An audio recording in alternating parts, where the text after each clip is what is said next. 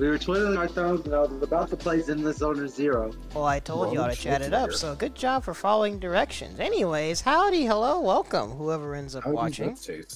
I walked right into that one. Yep. Welcome to the glorified return of Sonic Podcast, episode 9. What was the last one? Sonic Superstars? When did Sonic Superstars come out? That's the last thing y'all talked about, right? That was last year. A few years ago. September last year. No, it was October Yep. last year. No fucking way. Well, it wasn't. Sure we didn't do it right as it came out. We did it like a month after or something. Yeah. Fuck, Is Superstars really only a year old? Yeah. As of next month, it'll be a year old. Let me go ahead and send this to another server I'm in. They're interested in Sonic as well. So. Yeah, well, I told you, I'll share it around. Yeah. I'll just go Your thing says episode 10. Is it episode 9 or 10? Oh, did I misname it? Whoops. This should be episode 9. Okay. But yeah, I'm pretty sure the last thing we talked about was Frontiers Final Horizon update and Sonic Superstars. Yes. But so, yeah. Yeah, but today And Sonic Prime. We talked about Sonic Prime? We did. We talked about season 3 whenever that came out. I still haven't even finished it. Yeah, I didn't even finish that season yet. 2. I think that was season 2. Season 3 was after our Sonic podcast, right? Yeah, after this. Dang, Maybe. seriously? I don't know. I don't know either. But anyways. Good grief. Well, today, we're going to keep this pretty simple, honestly. Have a handful of the homies. Wanted to just do a general quick, well, it might not be quick depending on you guys' opinions, but a very basic round robin, a quick thoughts on the Knuckles show, and then the real loaded potato soup of today is the Sonic X Shadow Generations previews that we've gotten so far, and just talking about what we've seen and general hopes and expectations for it. But first, with the Knuckles show, we'll be going around, even though some of us haven't even finished it. Others may have some words. We'll just go around with first, and then GenesisFrenzy and Zanite. A semi-regular on these streams and talks. How's it going, bro? I'm good. You know me. Just been in Vegas doing a lot of stuff, trying to make sure I'm a functioning adult and everything. So understandable. It's kind of feels like that's what's going on with everyone lately. Everyone's busy to varying degrees. But thank you for chilling. Also, I'm in Smash Bros. So if you guys want to face me and get destroyed and horribly mangle me in Smash Bros, I'm back in Smash Bros. See, I should have left the link, Avatar. I asked this man for a picture, and his second thought, not even his first thought, his second thought was a picture of Link. But then he changed his mind. But anywho, Knuckles show, what you thinking? Honestly, when I first saw the Knuckles show and stuff, it just didn't feel really good. There's so much to be desired, especially because, you know, when you think of the Knuckles show, you think that you could get more of a backstory about Knuckles and more of how the games would explore Knuckles' tribe and as well as the power of the Master Emerald and where Knuckles came from and stuff. I thought we'd get more of that. But instead, we kind of got more of Wade, the main character of Knuckles, who was basically the main character and Knuckles' student as well, to go through all the trials that Knuckles was going through, and it just kind of felt off, especially one particular episode. But I can get more into that later. But that was my first impression. I just went through a whole binge today like the whole rerun, and it kind of felt like, okay, I kind of laughed a little bit more on some like the funny jokes, mostly because my cousin was here. He was watching it with her and laughing with her just made it a little better. I still think it's not that good, but overall I feel like when it comes to impressions, I think the second time around made it a little better. So Right, like you knew it was going for more or something. something like that, yeah. I think I knew what they were trying to do, and I also talked to some other friend, who's in another Discord.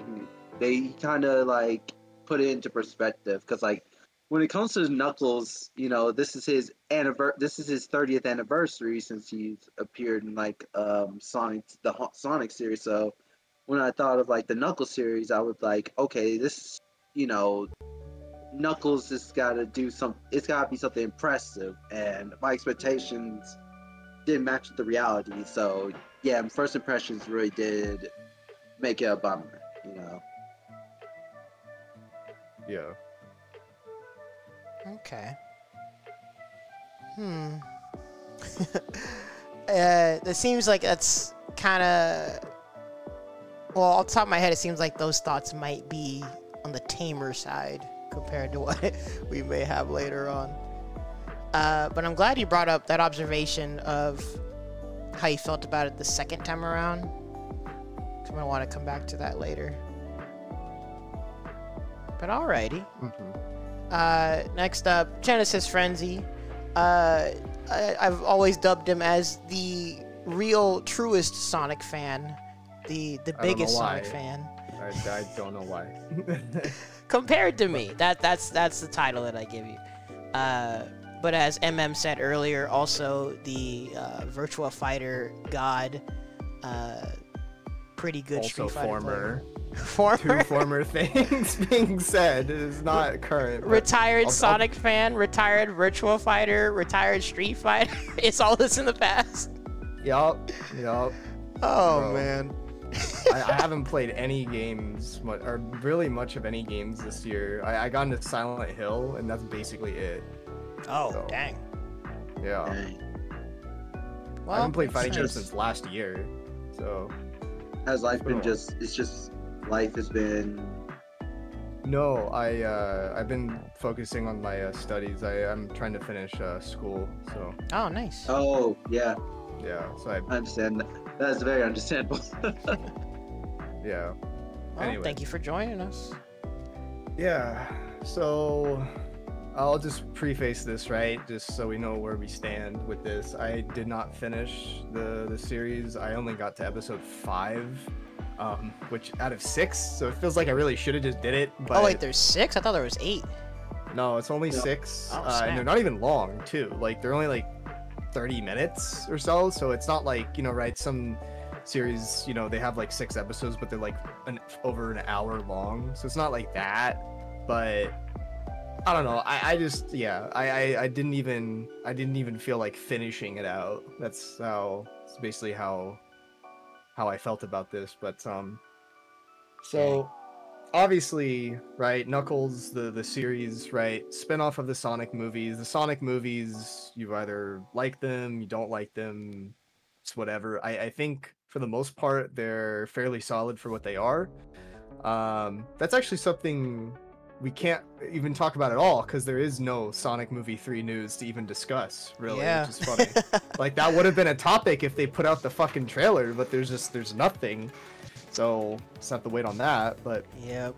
this was basically supposed to be like something to tide over like the fans until Sonic movie 3 comes out. And this basically takes place directly after the events of the second movie. So Knuckles is friends with Tom and Maddie. Tom isn't even in this series. So just Maddie makes an appearance in the first episode. Same with Sonic and Tails. And then past that, it's basically the Wade and Knuckles show. Yeah. Emphasis on Wade and Knuckles. It's definitely more of a Wade show than a Knuckles show. And that's just like that is like exactly, I think most people's issues with it is that Knuckles is not really even the star of it. He's kind of just the guy to bail Wade out of stuff. This is more his story than anything, which is essentially like it's I don't even know if you can consider it even filler. Like you're taking a character that was the comic relief in the Sonic movies, but barely even comic relief, right? Because Sonic already is a comic relief in of himself. Yeah. So this is like a throwaway jokes, the character, right?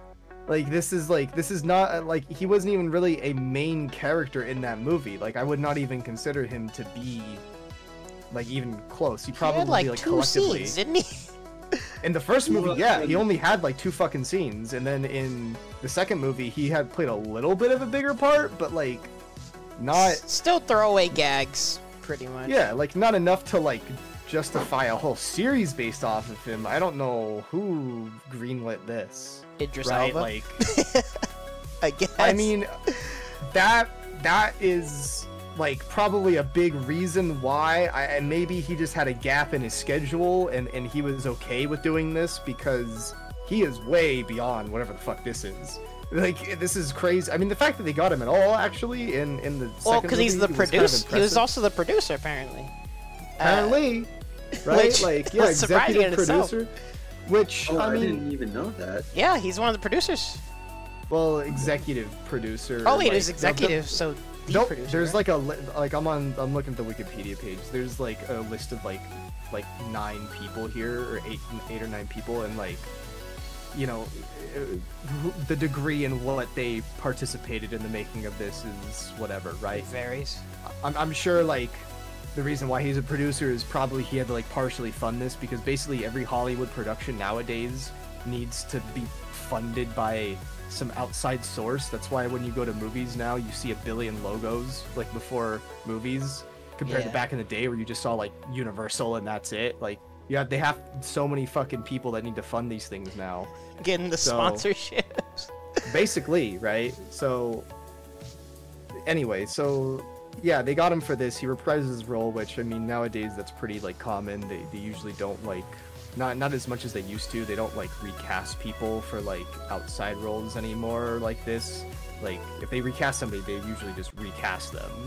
So kind of cool to see him here. There's also a couple other like big names, I guess you could say. I put big in quotations. Christopher Lloyd is probably the biggest name here.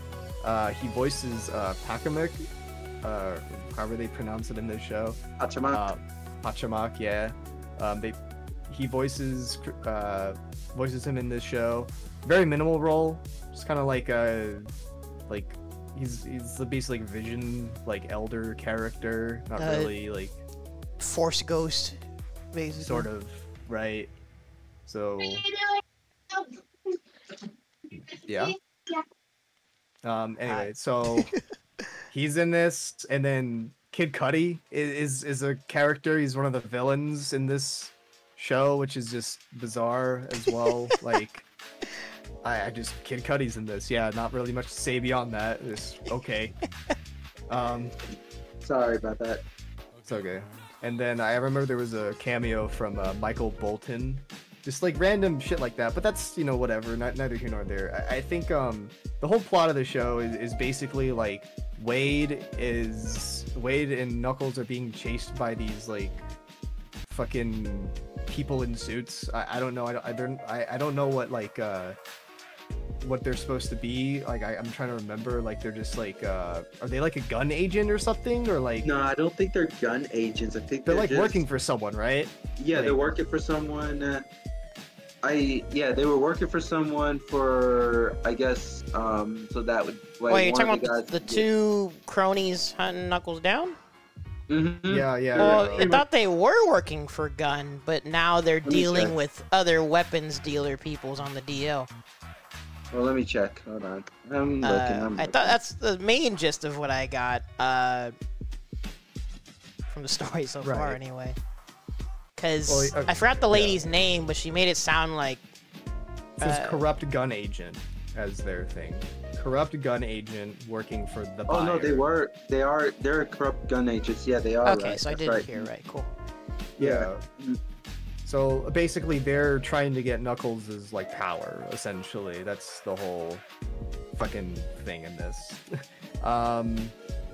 And with that, the side plot, again in quotes because it kind of takes a fucking like major front seat for most of this, is Wade's like Family troubles. yeah, like family troubles and like character arc that involves him like making amends with his dad, who was like a famous bowling player. Like It's again, it's very funny, cheesy story. Sorry. yeah, right. Like this is something that like if they were to cut away from in like one of the movies, like maybe this would have worked a little bit better, but we're not talking about that. We're talking about something that has a collective runtime that's longer than both of the movies combined, I think. So it's just I don't understand, right? And they clearly had just the idea that, okay, we're just gonna put two of these characters together and we're just gonna hope their chemistry carries the show and put them in like, you know, filler episodes and stuff, which inherently like plots like these, like for movie or shows and movies like this, just because the plot is thin doesn't necessarily mean that the show will be bad or whatever, right? Because if the chemistry between the two leads is good enough, then it can absolutely carry the movie, right? Like if you think about, I don't know, like Rush Hour, right? Like Jackie Chan and Chris Tucker carry that like hard. You don't watch Rush Hour for the plot, you watch it because they're just fun to see together. So I think the idea here, right, was that, okay, you have the classic comedic pairing, which is you have the dumb goofball and the straight man. Like that is tale as old as time, right? That's just buddy Formula 101. Yeah, exactly. And it just doesn't work here because Wade is not funny and Knuckles is boring. Like that's just the facts of it, right? Like you're playing off, look, like if this was like the Sonic and Knuckles show, this would have worked way better. Man, that would way better. I understand that maybe they didn't want to do the visual effects for that or whatever the case is, but like I don't know, right? That would have been a way more interesting show to have Sonic and Knuckles team up and do something, but maybe that would have been too much like a movie, and maybe they want to save that for a later movie. I don't know, or Sonic maybe it's and supposed Knuckles to be movie? part. Yeah, or maybe it's supposed to be like part of the plot in Sonic Movie 3, right? Because we don't know. We assume, right, they're gonna do Adventure 2 shit, but like we don't know to the extent of how much that's gonna take up the runtime. So who knows what their plan is for that? But again, right, like you could have did Tails and Knuckles, and that would have been a more interesting like dynamic.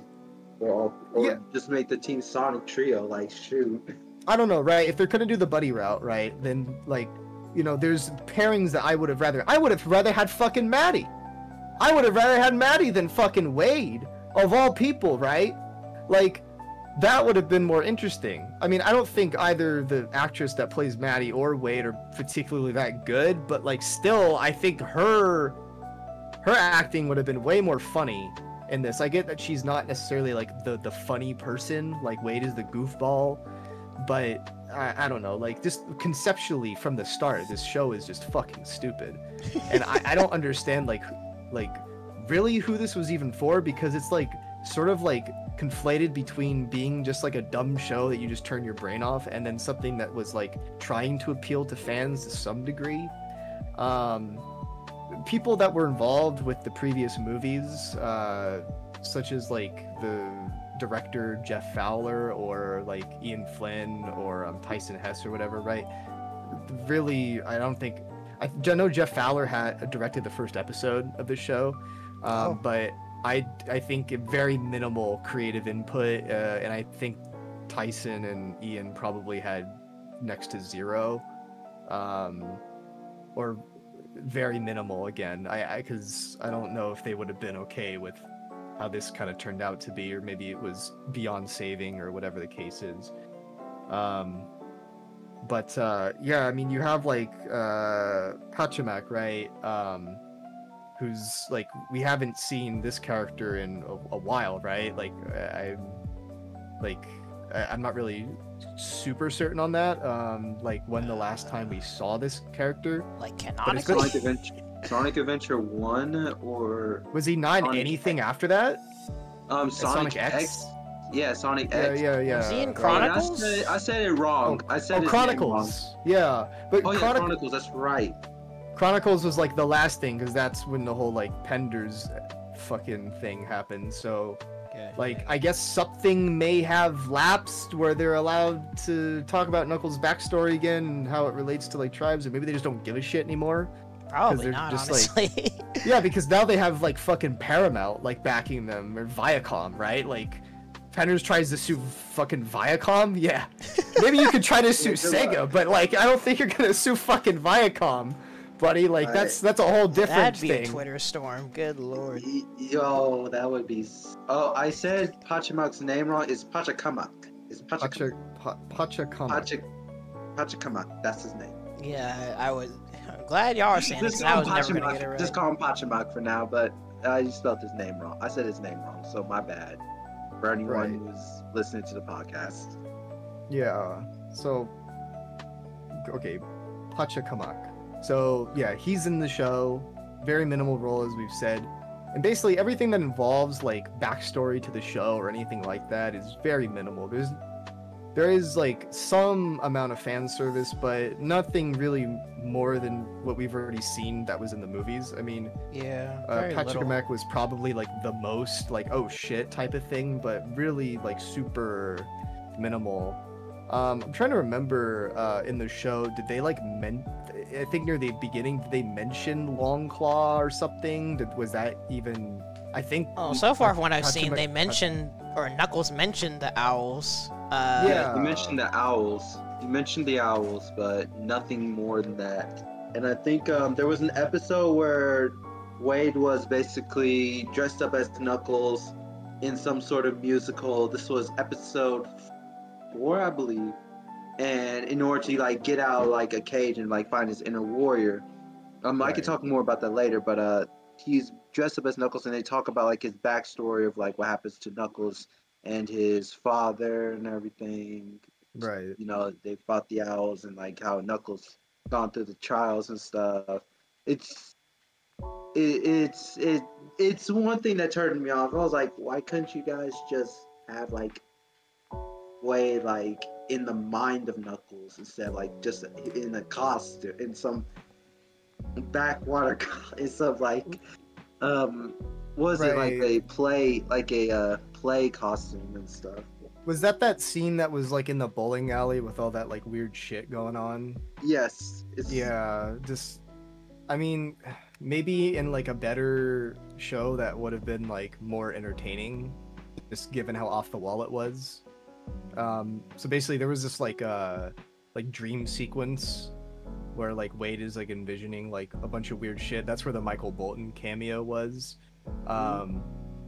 It's like a musical type thing. Again, it like could have been funny, it just wasn't, right? It was probably the closest the show ever got to like getting any sort of laugh, but just not like as it was actually funny with the jokes, just the sheer absurdity of what the fuck I was watching. So yeah, like that happened, and then there's nothing like that for the rest of the show.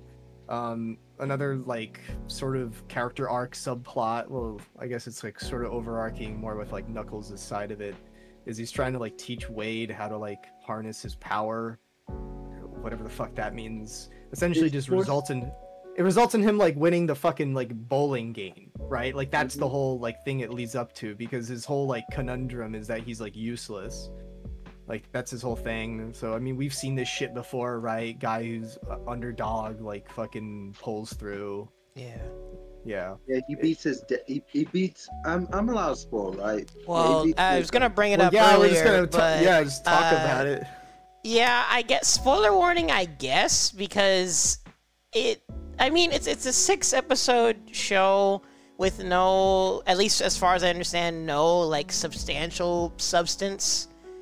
No offense, love you, Idris Elba, but yeah, it doesn't sound like there's any like lore or anything like intense or interesting. This is just like a silly show. So like, I don't know if anyone cares about spoilers. I don't know. I don't know the nicest way to put it. It's already like we're already too. We're already too deep in, huh? It sounds like a nothing burger. I've already like read the synopsis for the last episode, so like I don't really even care. He goes against his dad, who basically left him and his sister and his mom just to go ahead and bowl for like be this grand bowler and stuff. And he loses. He beats his dad in the bowling tournament. Yeah. And yeah, that's pretty much it. Meanwhile, Knuckles is fighting the buyer who was basically helping Gunn, and Knuckles is getting beat. The buyer steals his power. The buyer is the guy who basically helped Dr. Eggman in the movies and stuff, or at least was one of his henchmen. That was never seen before this. Just like, oh yeah, by the way, I had a guy who got me all my shit. Just like how they said in fucking Fast and Furious, oh yeah, by the way, he has a brother now. Like, it's the same shit. They just like pull people out of nowhere. Characters just have brothers, sisters, fucking henchmen. Wait, who has a brother? I'm talking about Fast and Furious, where they were just running out of ideas, so they just gave fucking Vin Diesel a brother in the movie. Just bring like, out something that you. That's the fucking villain now. Like, somehow come up with an explanation that may or may not actually even work. Yeah, they're pulling stuff out just so they can make a plot.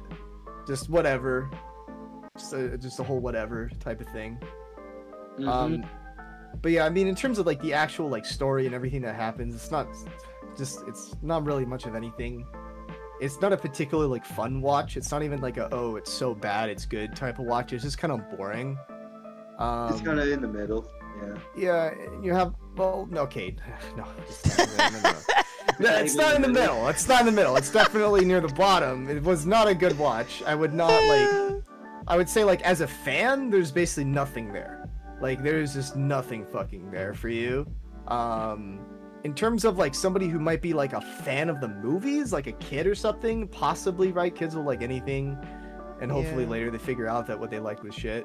But this, like, even for like people our age who are fans of the movie, like there's nothing really like much you're getting out of this, especially compared to the movies, which just, I mean, I get like the production value's higher, but you're missing a lot of what made those movies interesting, right? Again, it's not just like the plot of the movie, right? It's the characters of Sonic and Tails, and to a lesser extent like Tom and Maddie, but also Jim Carrey as Robotnik, right? Like these are all like things that elevate that material higher.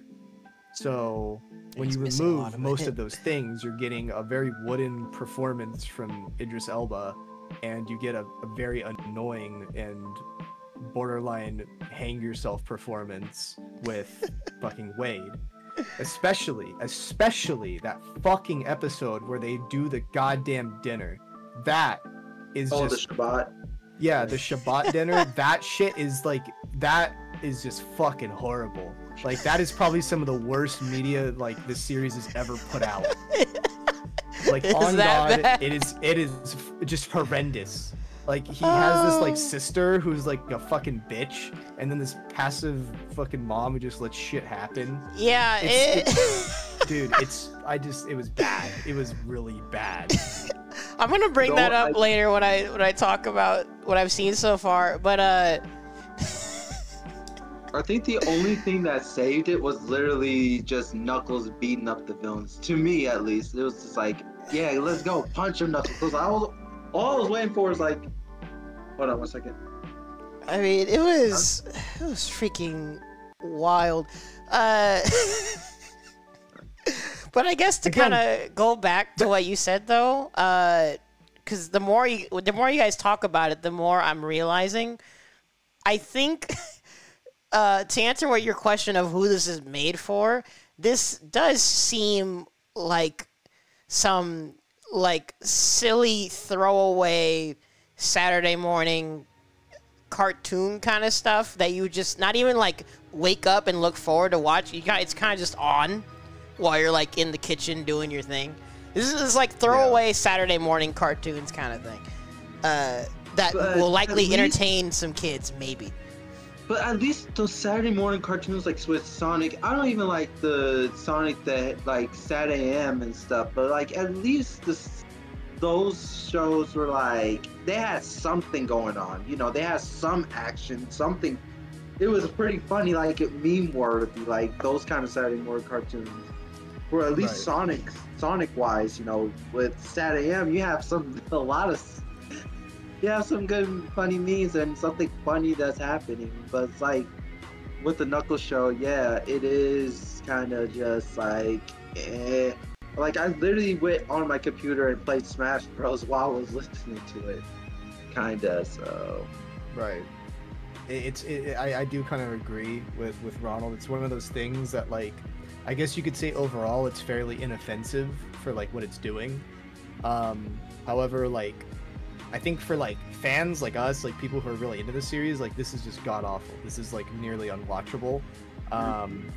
But for like, yeah, for like a kid or somebody who's more like maybe just a fan of the movies or something, and I mean like a kid, like a yeah, that's what I mean. Like this is like, this is a throwaway show yeah, for like literal kids that like Knuckles and watch the movies, and their parents will put it on and be like, "Hey, there's Knuckles! Oh yay, let's watch Knuckles!" And like, but outside of that, for like literally anyone else, like teens and older, there's nothing of substance. Maybe a chuckle or two, but yeah, that's what I mean. This is for like Mexican families of like 8 that have like fuck every kid has a Sonic t-shirt on. Okay. Like, this is what I'm trying to say. Like Walmart fucking show, something that you'll see in like a DVD fucking box, which they don't even have those at Walmart anymore. That strikes right? incredibly close to home. Holy shit, you are not wrong. I was wondering if Humberto was gonna chime in or not. It Like, is they all got Sonic. every kid has a Sonic shirt on, right? Like, that's what this is made for. And I'm talking about like 6-year-old type kids. One or two of them have the backpack and they always fucking wear it. Yeah, I know exactly what you're saying. Yeah. Or the kid who pretends he's like Sonic, but you're not like Sonic. Oh, Rick. Kids that, like, if they were to talk to me, I'd be like, I like Sonic more than you. You don't know Look, shit. if the Did you series play had come Sonic out, like, Chronicles? 20 years ago, I probably would have been into it. Right? Maybe if like a little kid, right? Like if I watched this like so long ago, but this is impressively bad. Like this is like one of those things that like even for Sonic, like this might be the worst Sonic cartoon, and that is a fucking like that is an achievement, man. Like it's pretty bad. But yes, right? Like overall fairly inoffensive. It's not like something where it teaches bad messages or something or anything like that. Yeah, it's not like but offensive. Idea, but I think oh no, just before you guys finish, I like the idea of like what it means to be like the heart of the warrior and all that stuff, and you know, find your inner warrior and stuff. That on like concept wise, I think there's something cool about it, but like the execution of it all is just that. right. It just felt like there was no like it just felt like this is something that just needed to get churned out. Didn't feel like there was much care about what was going on here. So really not much more effort that we should put into it, because there really wasn't much at all here. I think as a holdover for the next movie, it's pretty bad, especially because I'm not really sure what from this is going to even be carried into the next movie, right? Because a lot of these like side shows, I don't know. like what Marvel does, right? Like those shows are sometimes, not always, but they will be brought up in whatever movie's supposed to be coming out, right? And this is supposed to be like the Sonic cinematic universe or whatever the fuck. So like you would expect that maybe they would bring stuff from that. I assume that like Patrick McGowan might come back.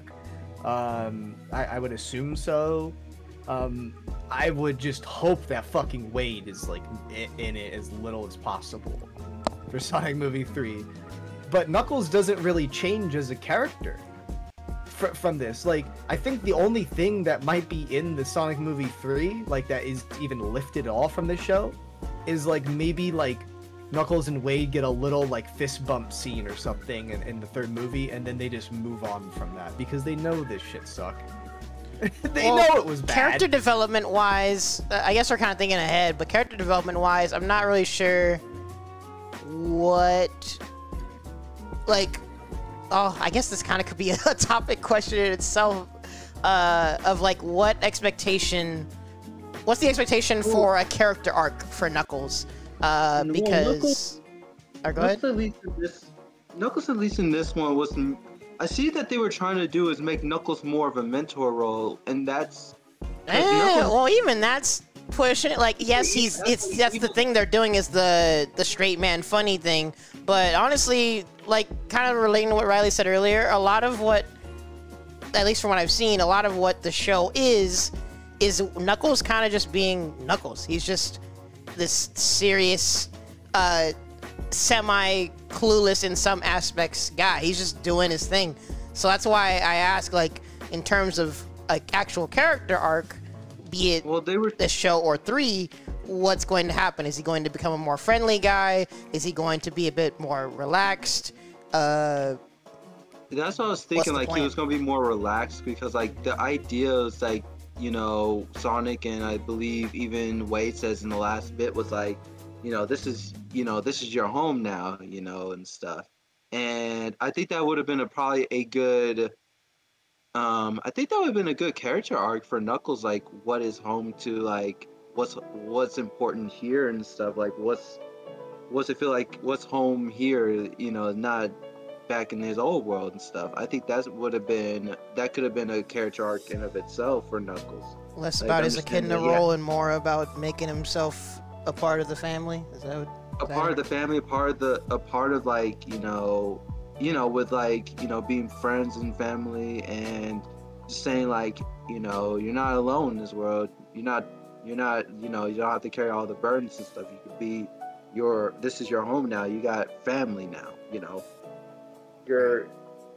that could have been an interesting character arc, kind of like what Frontiers did with like Knuckles, like, yeah, his actual what he already did get to some extent, which there is still a chance for that to already be brought up, like in Sonic 3.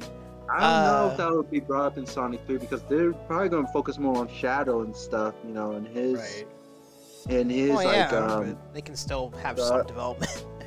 I think I kind of doubt it. For Wade would just be like he just happens to show up on the space colony arc because it's going to be part of the 3rd movie. He's just there for like a second. Wade's just like, there.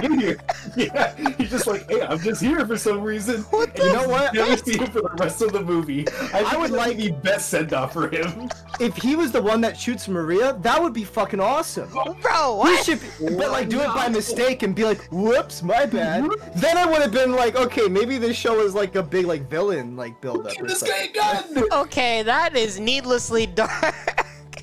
That is dark, but you know what? If it made Wade's character more fun, I don't like making a character who's like, like him into a villain. But if it makes it more interesting, do the Darth Jar Jar also, thing. I am wondering how much of the game's story is going to be copy pasted. Right. Like if they're even going to follow it 1-to-1 thing. It's Shadow, so they're not gonna make Shadow like, don't think they're gonna make Shadow's story any. They're gonna like butcher Shadow's story any less. Think anything, it's gonna be. They're probably gonna focus more on Shadow and stuff a lot. Wade is just gonna take Amy's place. Wait a minute. That's like Chris. Wait a minute. You're not actually a bad guy. Yeah, hold on a second. What did you figure out? Oh, frick. All of a sudden, Sonic 3 and Wade just got really good. Oh, wait. Shadow's gonna be introduced. He's so brooding, so vengeful, and there's gonna be some revelation later on where the world is in turmoil. Shadow is gonna just let everything burn, and then Wade comes and he's like, bro, we know you're a good person. Please help us. I used to think I was useless, but Sonic and his friends helped me be a better person. You can too. That's like the same fucking energy as in that ending in Shadow the Hedgehog, where Shadow's like, I should have never been born, and then Vector's like, don't go there yet. That's one of the fucking endings. It's like out of all characters that could have been there to like talk to him, it was fucking Vector with his goofy ass voice. You know, it was Vector. It could. You know what? You know what made it funnier? If it was Big the cat, I would have laughed. No, because then Michael would have memed it into oblivion. I'm not trying to see like live action Big the Cat. I don't think we're going to see that. That's gonna be stuck in my head now. Wade is gonna be the Amy. He's going to be the one that talks to Shadow and gets him to be a good guy. I can't freaking believe this. I think Knuckles gets no character development, by the way. It's just gonna be Wade. Gosh, dig it. I mean, that was pretty much the whole Knuckles show. That was the whole show. Knuckles had no character. It was the Wade Sonic show. 3, if they have Amy, Rouge, and obviously Shadow in it, bro, this movie's gonna be fucked. They have way too many characters. That's a lot of things to try and juggle and fit into like way a too many 2-hour movie. Fucking setup. Wade just develops the fucking affinity for frogs. Oh my god. They have to change it. There's no fucking way they're gonna. Well, have that's why I'm 3 saying new like characters. they don't have to follow the game one-to-one. In fact, it's low-key impossible. yeah. You're not gonna fit the whole story of Sonic Adventure 2 into a 2-hour movie. Yeah, I don't think they're having Amy or Rouge. No. Like, I don't like. I think they can do highly Rouge. doubt. Well, they can do both be if either or. they basically just make it like they appear at the very end in their own ring portals and they came from other places and show up out of nowhere to help with whatever big bad comes along. And then you set up Sonic 4. That's the only way I could think of them bringing in multiple things like that and not having to immediately address character development. Unless, go ahead. I'll let you finish. No, sorry. I was just gonna chime in with like, there's no fucking way they're gonna have Rouge because they would have way too many villain characters, right? Like, literally, they have Robotics coming back. Jim Carrey's in the cast list, so we know he's gonna come back in some form. And then you have Agent Stone, and then you have whatever fucking goofball was in this show, or these like stupid fucking like agent characters. The gun agents. Probably will come back at some point. And then you have Gun themselves, which were kind of a villain in Adventure 2 to a certain extent. And then you're gonna have like fucking Shadow. So like that's way too many villains. They can't have Rouge as well. I mean, who said anything about being a villain? All we know, she just kind of starts off her story just the way she does in Sonic Heroes, where she's just trying to find the original Shadow Clone, which is kind of which is kind of how, you know, like the film, like the trailer story just shows Shadow in a test tube, like they do in Sonic Heroes. Because it's either that or Rouge is just chilling, being a thief. And trying to figure out, like, hey, what the hell is this, like, Project Shadow or some bullshit? I'm gonna look into this. She works for the government. She works for the president and stuff, and on the side. So she was a double agent in the original Adventure 2. Would they really bring in Rouge and immediately off the bat be like, "Hey, we met this Batgirl like 2 weeks ago. She's a gun agent." It's too fast. Yeah, that would actually be way too fast. Unless you do a part 1, part 2 Sonic 3, but how would you? Then some characters just don't need to be in. Let's be honest. Yeah. They don't fit because we have all these like human characters that kind of fill their roles. A lot of it would just be redundant. Amy's honestly not needed. Rouge honestly isn't needed. No. Rouge the cat definitely ain't needed. Yeah, we have Wade for that. Yeah, actually, I know we were memeing, but there are multiple things that could happen that would not ironically involve Wade in like a more prominent way. I better not see his fucking face on the poster. Oh my god. He's a very prominent character. We just go back to my first assumption. I'm gonna be real with you, Riley. He might be on the poster. I don't want to see it. Wade might actually be important in Sonic 3. I can't believe this. Oh my god, bro. Just let him fight the fucking Bio Lizard. Who cares? Just fucking give it to him then. I didn't think he'd be important. Oh my god, wait. He watch. He's gonna somehow get his hand on the Master Emerald, and some tomfoolery is gonna happen, and he's gonna awaken some kind of power or something. He's gonna do something with the Master Emerald. Dude, he's gonna like fucking he's gonna fall into it and be like, "Oops, Knuckles," and then they go out and fucking they do their buddy shit and try to find all the pieces. Oh wait, that's how they start the treasure hunting. He breaks the Master Emerald. Oops, Knuckles. I didn't My mean to bad. do that. Yeah, fucking stupid. Oh no. Oh man, I'm excited for this movie. Holy shit. I thought this was gonna be like some simple mid out of 10 discussion on the show, but now this has turned into Sonic 3 predictions. Yeah, we haven't even gotten a trailer yet. We should have gotten a trailer now. I can see why they don't want to do it. We've gotten one trailer, the fucking Shadow Sonic Heroes bullshit. That's a teaser. Yeah.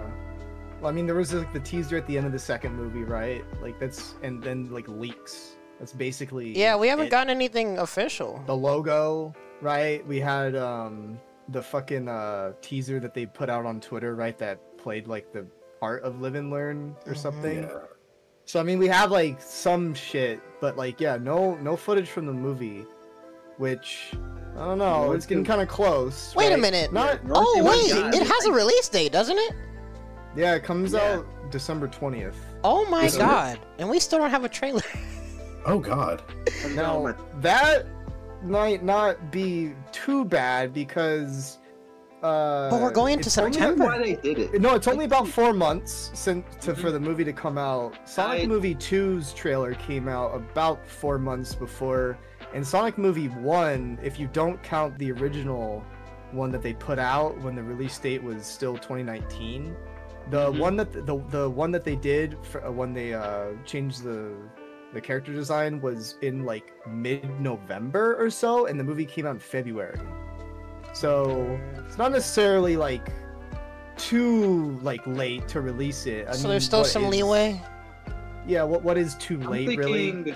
I'm thinking at least the end of September or the beginning of October is when we're getting the trailer.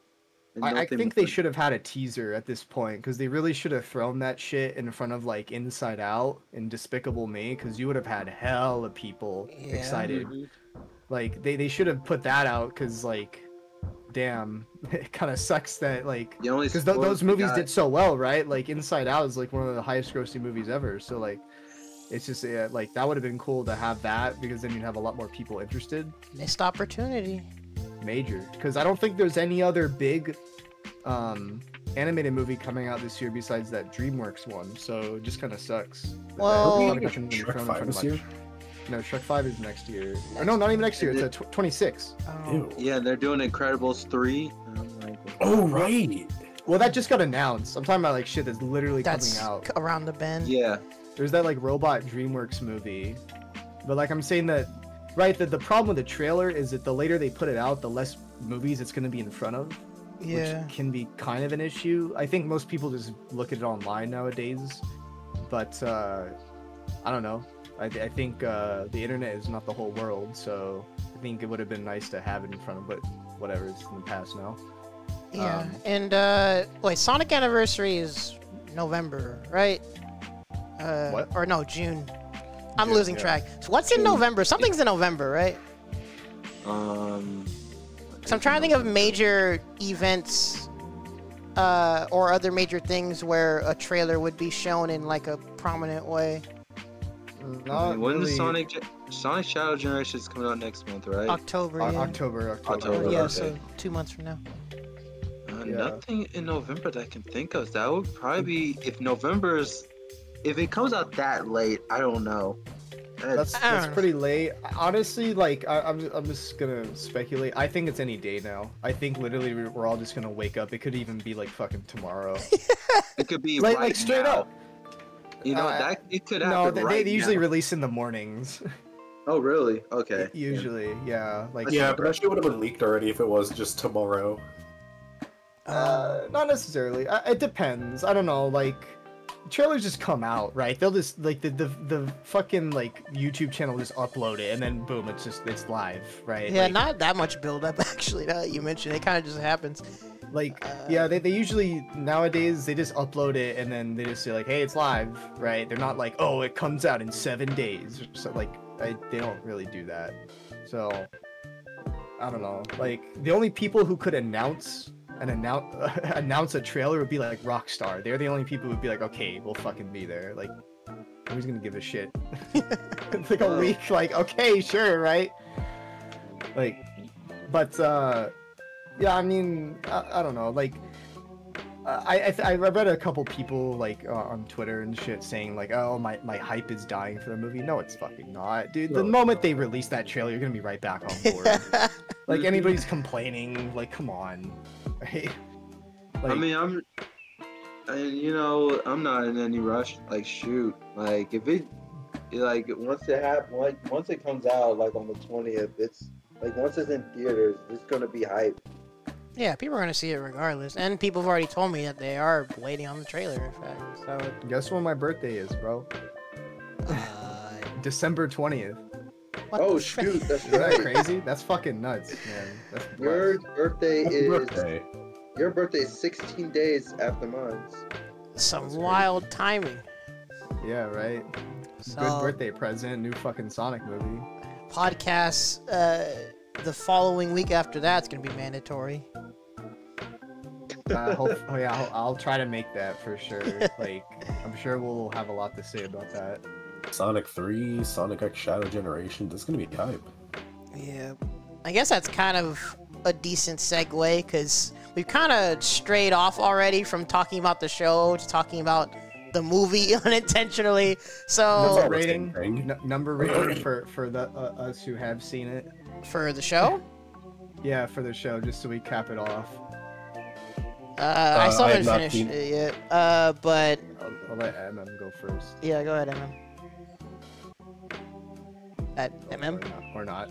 Okay. Well, real quick, I'll sum up my thoughts so far, because all of the critiques that have been brought up, they do make sense. For me personally, like we had mentioned, I kind of just realized from the start that this is just a throwaway, goofy show. Me personally, it got some chuckles out of me every now and then. A couple of things were like just surprisingly funny, but there were a few things where it was like nonsensical kind of funny. Like the Wade planning out is like heist to free Knuckles. It's just like, what is going on here? And that gets like compounded by like how much they play into the Wade is such a goofy loser. You feel it a lot. Nice. And the freaking dinner that was, oh my god, that was interesting. I mean, it goes into nonsensical territory, but also at the same time, like you see the themes that they're trying to play at a little bit at least. They're like, dang, Wade's sister freaking sucks. What is this family dynamic? This is kind of not fun. And then like you have this weird nonsensical kitchen fight, and like the mom's surprisingly content, and it's like, you know what? I guess in its own weird way, you have your piece. Glad that worked out. It was like a weird wholesome. I don't know.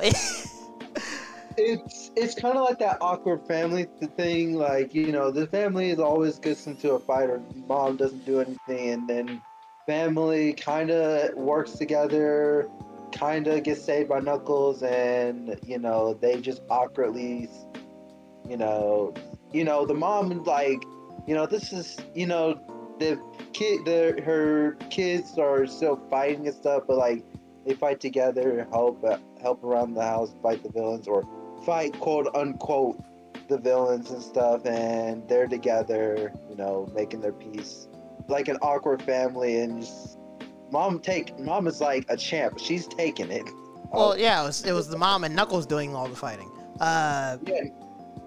So that's the only thing was like Knuckles was getting was fighting something. Yeah, that's something I'll take. Shoot, that's the only thing I'll take from that episode.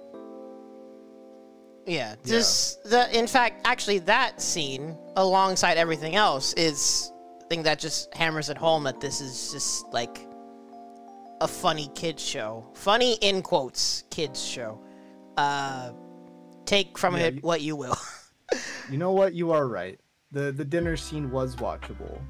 I started foaming at the mouth and I blacked out afterwards, but I definitely watched it.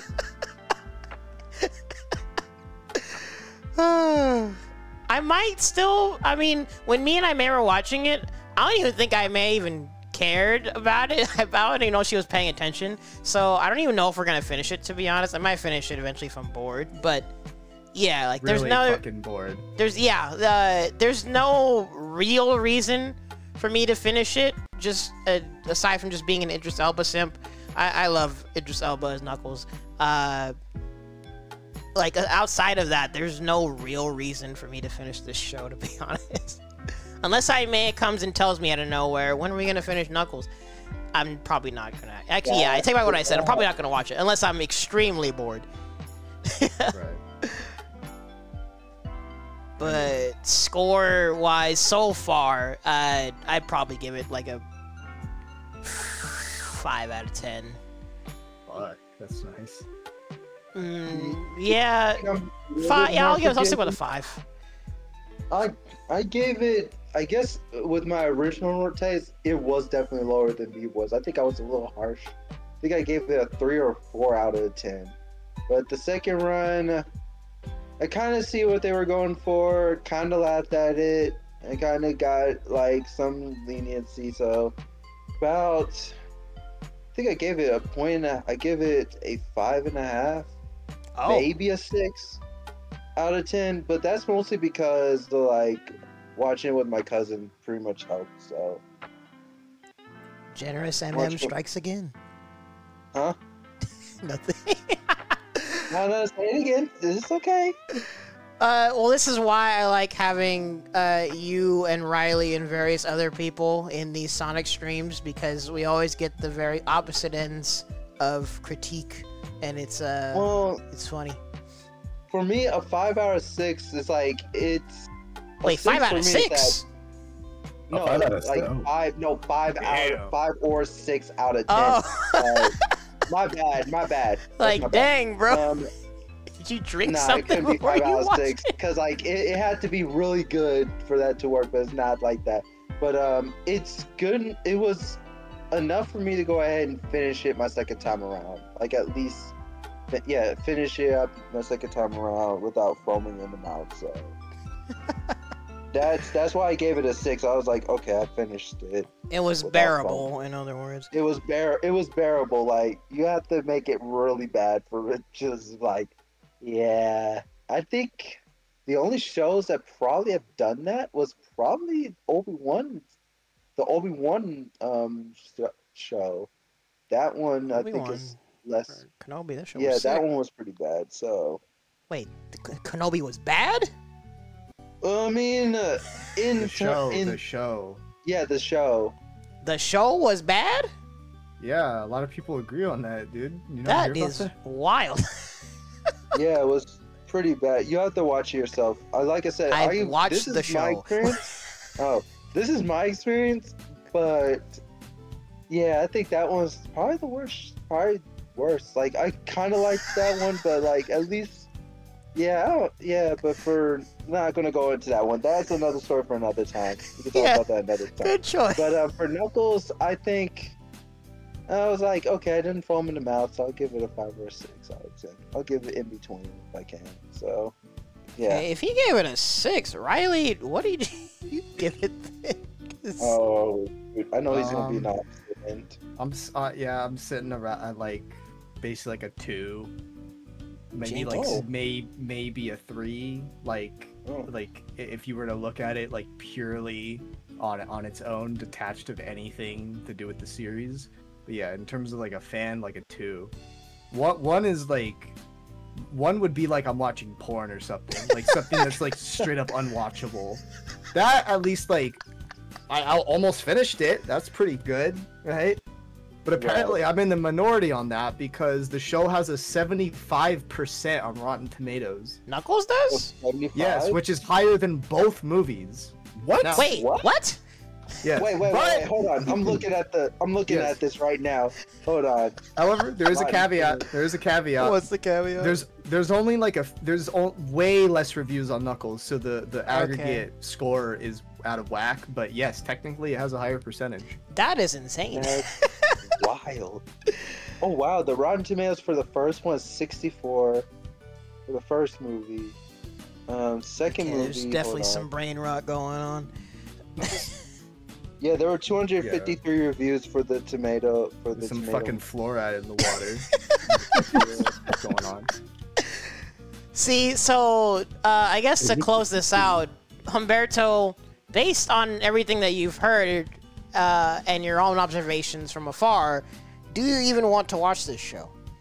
So I went into it thinking it was just going to be another buddy cop series with a character I didn't like and a character that was kind of whatever for me. You know, Knuckles being his introduction. You know, he's his master of the, like, you know, keeper of the Master Emerald, super serious, whatever else. I knew the dynamic wasn't going to work out from the get-go. But now that I know that my headcanon of Wade is so much better than what he actually is, I think it might be worth putting down the 3 hours to sit down and watch. We're gonna finish the show and see if there's any payoff in the movie. And yeah, the payoff during the movie, that's just gonna be me. It's just gonna be me doing the fucking Leonardo DiCaprio point. Yeah, I have no intentions of watching the show, and I'm glad that that you guys basically reaffirmed my decision. Well, there you go. That being said, a 5 or a 6 means it's substance. I do not agree with that rating at all. I understand. That's just how I feel. I'm a little, like I said, I'm more forgiving when it comes to stuff, but yeah, I don't Actually, blame that's you a good point. I might have to give it a 4. Forgiving. Because if you want to talk in context of the games, I would consider Sonic 06 a 5. It's a bad game. It's got redeeming qualities, as there's stuff it's a there. dumb fun time. It's a good bad time, is what it is. This doesn't sound like a good bad time. It just sounds like a bad time. Yeah, See, I need to give this a 4. higher. Then you're right. Go ahead, Naaman. I said I put 06 when it comes to this show. I put that higher. I think I put it at a 7. Wait, 06 gets a 7? I'm very. God dang, brother. Hold on. No. Like, this was my I'm first. pretty sure I know where you live. No, hold on. Like, I'm saying, like, the reason why I say that is because when I was younger, that's when I played it last. When I played last, when I was like 13, 14. So I played it 6 months ago. It was not a good game. but I'm saying, like, that was. Hold on, I'm not finished. I said that was my rating when I was a kid. I'm freaking crying. That was my rating when I was a kid. So that was 13, 14 me. Like, if you told me now that if I go back to playing it, probably give it a 4. Holy frick. I think Project 06 has kind of warped people's perception on the original. Oh wait, that was the last time I played was Project 06. Yeah, because here's the thing. Well, Project 06 proved that there was a foundation, that there was, like Humberto said, there's stuff there, but it's just encapsulated in a funny bad time. You know what Sonic 06 has that P06 doesn't? What? Loading screen into silly guy that talks saying, hey. Watching him do his silly little animation on loop after like 2 seconds, letting it sit there for like 15 to 30 into another loading screen and wondering why the fuck you're still playing this game. Well, like I've told y'all, even for my teenage self, as optimistic and a Sonic lover as I was, my hype for 06 had been so high, I played through the game, and literally as soon as I beat it, it's a core memory. The immediate realization, right after I beat it, dang, this game freaking sucks. You know what's funny? After going through so many Sonic games, right, for my marathons that I've done, 06 actually ranks pretty highly in terms of like 3D Sonic games. Not super high, mind you. Like probably depressing, somewhere near actually. the middle. Near the middle out of all of them, but that's a lot higher. I would rather play 06 than a lot of other ones, like compared to like Secret Rings and fucking Boom and Wait. Dang. Oh, right. Wait a Forget minute. those exist. Hmm? Oh God. That's not fucking controversial. What? Actually, that could be a whole discussion in itself of what games would you rather play than 06, because This one will this one will get people yelling at me. I find 06 to be more interesting than Heroes. wait, More what? interesting. I didn't say better. I didn't say a better game. I said more interesting. Even interesting is that More might be interesting game. nuclear. No, I can. If you want to talk story, I can easily agree with that. They did a Story, lot well, with story, Shadow. yes. Well, because again, 06 had a foundation. They just ruined the execution horribly. Well, actually, Better than Shadow. better I than will shit. I will stand by that. Shadow was just boring. Straight up fucking boring and bad. Shadow the Hedgehog's boring? That gives him his lore. That's the lore of the game. Yeah, don't kill yourself yet. Don't kill yourself. Like we don't have all the facts lesson yet. of Shadow the Hedgehog. I already talked to you about how Shadow was a big missed opportunity. I don't even hate the fact that the game's edgy. I just hate that the game didn't go all the way with it. Yeah, felt like actually, it that's was pulling fair. its punches. Because I Wait, was you telling you talking Shadow before. the game? Shadow? I was telling you before that it doesn't matter any of the choices you make in that fucking game because it all just leads towards the same true story. Oh anyway. yeah, there's one true ending. The others are just a bunch of quirky, Like, edgy yeah, what like ifs. fluff. I was telling you, You know, how that's cool kinda it funny. would be to have the final boss be Supersonic. That would have Supersonic versus Super Shadow is or Super Shadow versus Sonic as the final battle. That would have been fucking insanely cool That would have been iconic, yeah. if that was You know, like it's the kinda dark funny, ending. like Or you could take it When a I step heard further and that- have both him and Black Doom fighting you at the same time. You kind of decide which one you want to kill. Oh my god, that would have been peak! that would have been cool. Oh, but- yeah, Make a yeah. decision that's in the funny, but, final like, boss. Oh my god, that would have been sick. I try to You shoot know, both that's of them kind in of the head. funny because when I played Shadow, I only beat like one ending. I didn't really beat like, I didn't go to the true story. I Brother, you didn't even do the true ending. Okay, let the adults talk. I was 13, and I rented that game. It and I don't only matter had, how like- old you were. There were game facts guides laying out all 69,000 You gotta possibilities. remember, like I was not on the internet at the time. The game fucking Wait. shows you. Like it shows you the No, different like places. game facts. No, I was talking about the game facts. I was not in like online watching game facts or looking at game facts stuff back at 13. I did not give a flying fuck back then. All My I man was just worried did. He about rented the game, did one ending, and it was like, wow, Shadow's a bad person, and he returned the game. No, Wow, he's an android? Oh shit. Shadow's an android? Wow. no, I only got through one of the good endings, and that was it. And then after that, Holy I watched the rest on YouTube. And then I watched the true ending on YouTube, and that was it. No, you have the internet! Like, I didn't go on anything but YouTube. That was it. That's what I meant. So that was pretty much anything. But like, if you're talking about like going into like being a fan and stuff, like doing like going on like going online forums and stuff, I did not, or going on Game Pass, I did not do any of that. Only thing I did was go on YouTube, and that was it. And You just know what? Good, right? That Because you golden missed like the midest shit ever. But like What? so mid, it would like turn into bad because of how monotonous everything was. I mean, there's some cool levels in the game. There's some good music. Wait, did I miss one? Yeah. Oh, Right? you piece of shit. Anyway. I don't even remember any of the music from Shadow besides yeah. Digital I can't Circuit? Lethal Nah. Highway? I don't. Nope. Oh yeah, Shadow the Hedgehog had a great soundtrack. It That does. I remember. Can't wait to hear it again in Shadow Generations, which I forgot is what we're supposed to be talking about. Shit, they even gave us a fucking teaser of that with the Yeah. multiplayer, the multiplayer theme, which by the way was fucking terrible in Shadow the Hedgehog, but you know, besides the point. Oh man, the things we could have had with this franchise, but history is being rectified somewhat. We're getting finally good playable Shadow, from what we see it anyway. Okay, are we fully transitioning? We probably should, Yes, yeah. There's my segue for you. Nice. Oh, fuck you. What? Anyway. Oh no, I'm playing Frontiers right now. I'm going through these like Coco mini games. Okay. But yeah. Well, actually, I probably should have asked. Everyone has seen the trailers so far, right? Yes. For the most part, yes. Okay. Yeah. I've also went to the panel that was at Anime Expo. Oh yeah. Actually, you know what? I want to start with you because I need you to give me the inside scoop.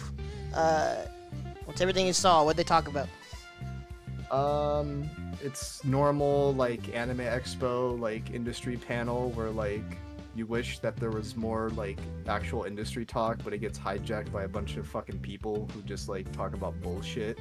And then the line of people asking goofy questions that they like really shouldn't take the time so those to answer. questions that went viral were they were chosen prior.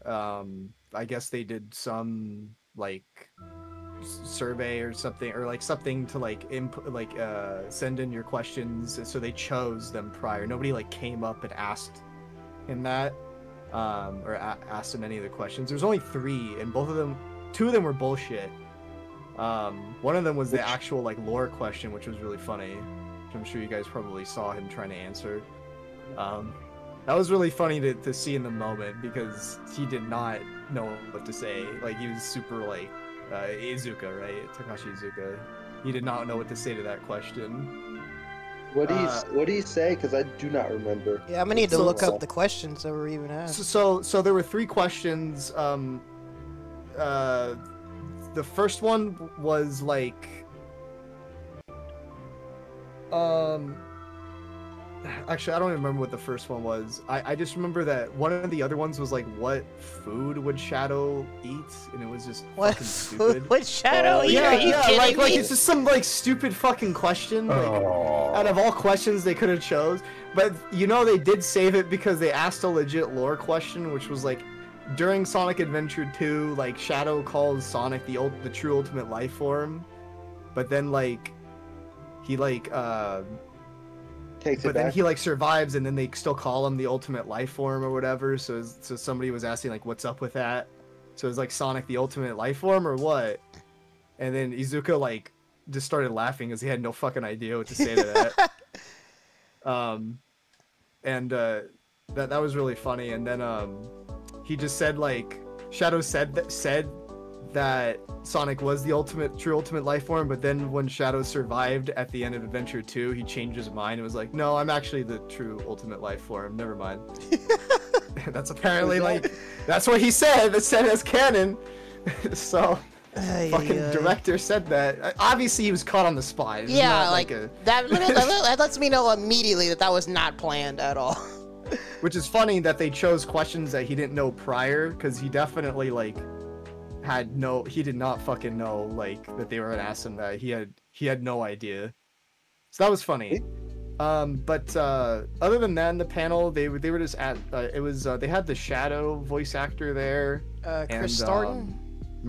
Yeah, and they had Maria, I think, as well. I think that was it.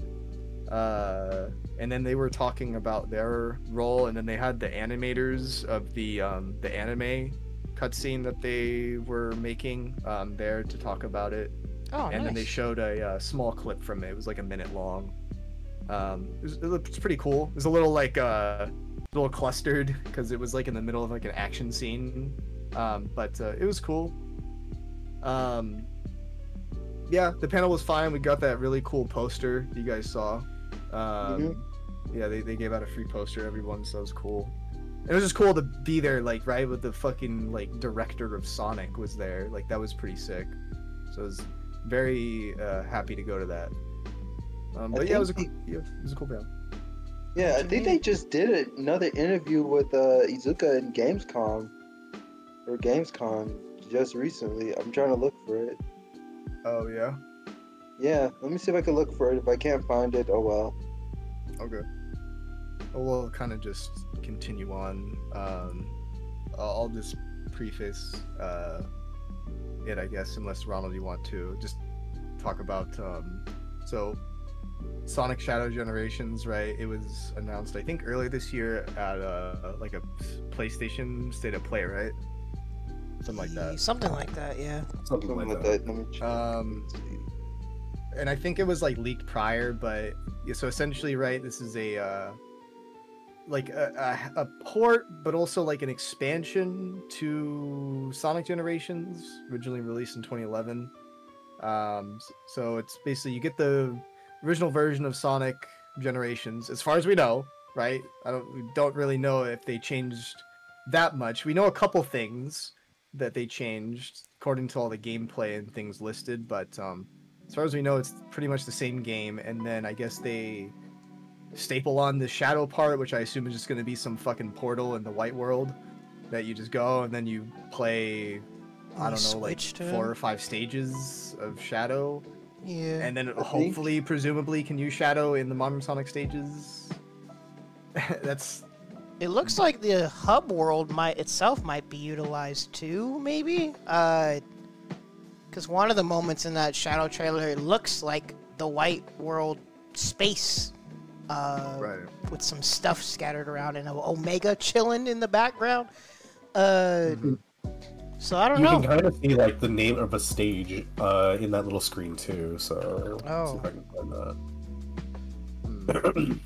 And yeah, I don't know what's going Oh on. wait, I think they said something about like Shadow's like story like takes place somewhere in between like Sonic and like Sonic's story and Sonic Generations.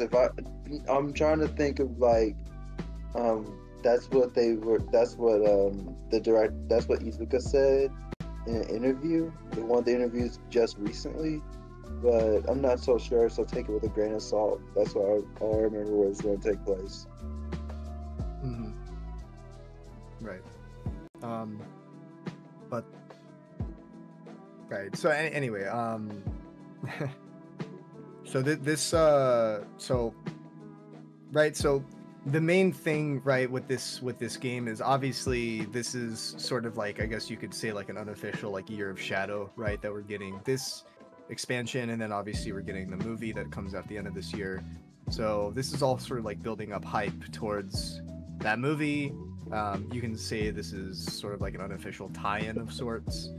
But the reason why this is getting a lot more traction, because ostensibly this is just a port of Sonic Generations, with just some Shadow levels added, is because Shadow is just that popular of a character, that he has enough fans and hype behind him to have this kind of motion.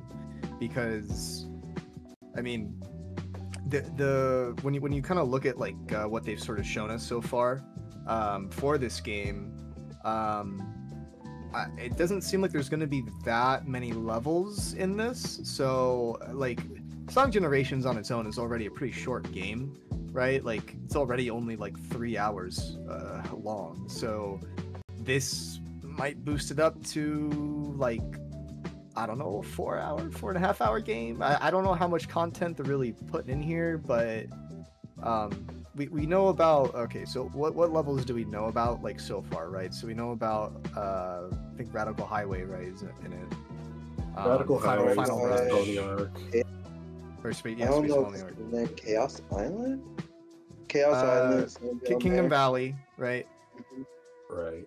And then what was the other one? Chaos Island? I think that's another one in there. I just saw like another Island. trailer for Sonic Shadow Generations. I saw what looked like Chaos Island. So. Wait, what Chaos Island from Sonic Frontiers. Okay, okay, cool. I didn't know that, right? And what about Rail Canyon, right? Is in it? Mm-hmm. Yeah. So that's what, like 5 levels? I mean, it's not bad, and I assume they'll have like boss fights, right? I assume they'll have like I think they're supposed to have like Black Doom or something, right? Black and the Doom, Bio-Lizard, right, is supposed to be in it, which is funny because the Bio-Lizard was in the 3DS version. Yes, so, he was. Yeah, so I don't know if they're gonna use the same music. I think from what I heard, it sounded like a remix of it, but I wasn't like hands on like you were, but from what I've heard, like from what's it called, from people playing it on like YouTube and stuff, it sounded like a remix and stuff. Nick had his own remix, so right. They've released a few like clips from it. I know they put like Kingdom Valley up. Sounds pretty good. I mean, nothing like it's gonna like blow you away, but it's interesting to hear Sonic 06 remixes, official remixes in 2024. Game is nearly 20 years old. And then I think, oh, go ahead. Oh no, I was just gonna say still getting mentioned, right? 20 years. Yeah. Yeah, go ahead. I think we're gonna have a boss fight with Metal Overlord. Shadow's gonna face Metal Overlord by himself. Okay. So it's pretty good. Pretty interesting. Yeah, it's gonna be pretty interesting. Oops, sorry about that. Oh yeah. So yeah, there's a lot of interesting things going on the Shadow side, but in terms of like the Sonic like the actual like Sonic Generations part of it, just because there's not as many interesting things going on with that. This is just sort of some of the things that I think have been documented or have been noticed about it, or about the game. So obviously the game is more so a remaster than like anything else. Essentially it's a port. It's a port of the PC version, or like what the Xbox Series X version was, which is, I think it's like 4K 60 or something, for like the, I don't know, like the performance mode, and then they have a graphics mode too, which usually knocks it down to like 30, and then like a full 4K or something. Not the Frontier settings? We're talking about the like performance settings, right? So just talking about how like this is basically just what has been on PC for like 10 plus years, right? Like 4K 60, like we've been having this. So it is kind of like not that whole part of it is not super exciting. I don't think there'd be a whole like 4K, like a performance and or performance and visual modes on for this game. Just because you can, because the PS4 or the PS, there is. Yeah, there is. It's like like somebody went through the options and it shows favor performance or favor like graphics. Oh, it's just like Frontiers. Yeah, so like Frontiers, right? It's probably like if you put it at like graphics mode, it probably is like an unstable 60, possibly, which is just bizarre that the PS5 cannot run a PS3 game at 60 frames a second, but whatever, right? Like I just finished this game on a Radeon 7, which is basically a PS5. And I was running that at 4K 60, no problem, just maxed out. Yeah, so I don't know, right? Like, but it does look like they're doing a lot more visually with the Shadow side, so. Yeah, that is kind of a thing. If we were to talk about graphics on how, like, I don't know, like, must have been Frontiers doing better than they expected, but they got a budget. Definitely looks like they got a budget, and because it's so short, I imagine they had a lot more time to polish the shadow sections. You know, considering it's not like a full game, it's something that they have a lot. They could like put more time into, like, you know, every nook and cranny with the detail. But the animations are kind of crazy. Like, looks like a honest to god real fucking game. It's been a while, honestly. It's been a while in like the 3D Sonic space where we could have just been proud and be like, hey, it looks like they actually fucking tried this time. but seriously, I knew they were cooking when I saw that little what the hell is that Black Mesa introduction, where just like the world is kind of just materializing around him like as he's running. I was like, yo, this is legit. That looked cool. That definitely looked cool. It did give me like Forces vibes in terms of like the sort of like the aesthetic of it, and I mean that kind of is just like a set piece, so it can only go so far. But I think that is like indicative that, and also like the animations that we've seen, and like a lot of the polish that I've seen in Shadow Generations, is that they really did like put in the effort on this one to like make it not look fucking jank and ass like unfortunately Frontiers was, which was probably my biggest issue with that game, is just how unpolished it was. So it's great to see that there's something like this here, even if it's right only going to be maybe an hour long, right? It's still nice to see, at least in like the 3D space, because Mania, right, is Mania and like Superstars I thought were pretty well polished games.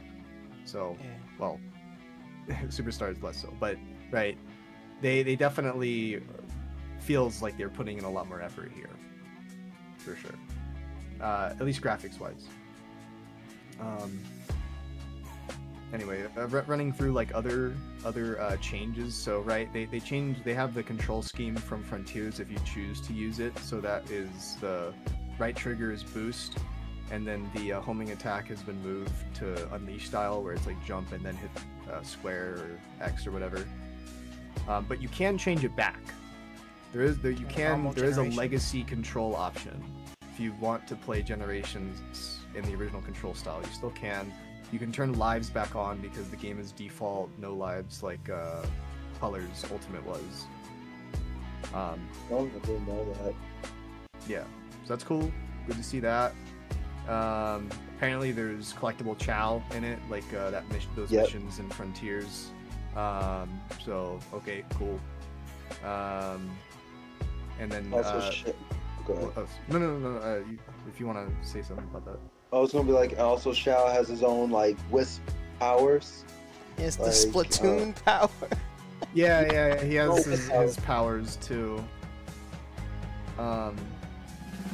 Yeah, so I mean, they actually had that trailer that came out only like a few days ago. Yeah, that, the Doom powers. The Doom powers that went over some of the things that he can use, which is cool to see because it definitely feels less frivolous like it was in Shadow the Hedgehog, and more something that like, right, like there's literally sections of the level where like, okay, you need to use Chaos Control to like do this part, right? Or there's like secret paths that you can unlock by using different abilities, which is cool to see.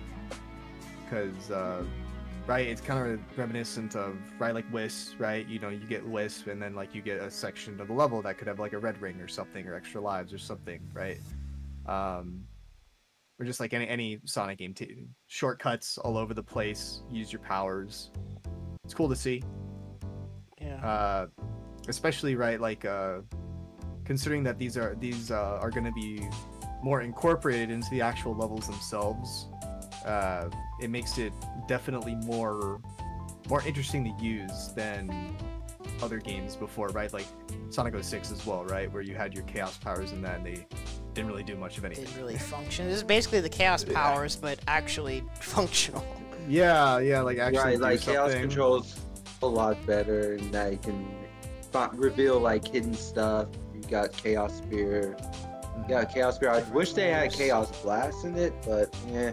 That was fucking useless. There was like no point in that unless you're doing the fucking the kill every enemy or kill like certain enemy challenge. Yeah, it's a screen wipe, which I mean it's cool, but yeah, that would depend on like how much like intensive combat there would even be in this game. I don't know. Right. But they at least address one of my main issues I always had with like the direction, basically everything before Frontiers, of having Sonic and like his friends need to use all these arbitrary power-ups for like quirky level design stuff instead of just letting them do what they do with their powers. Like seeing Shadow get to just use powers that makes sense that they would be his, and just like do cool stuff with it instead of like having to rely on some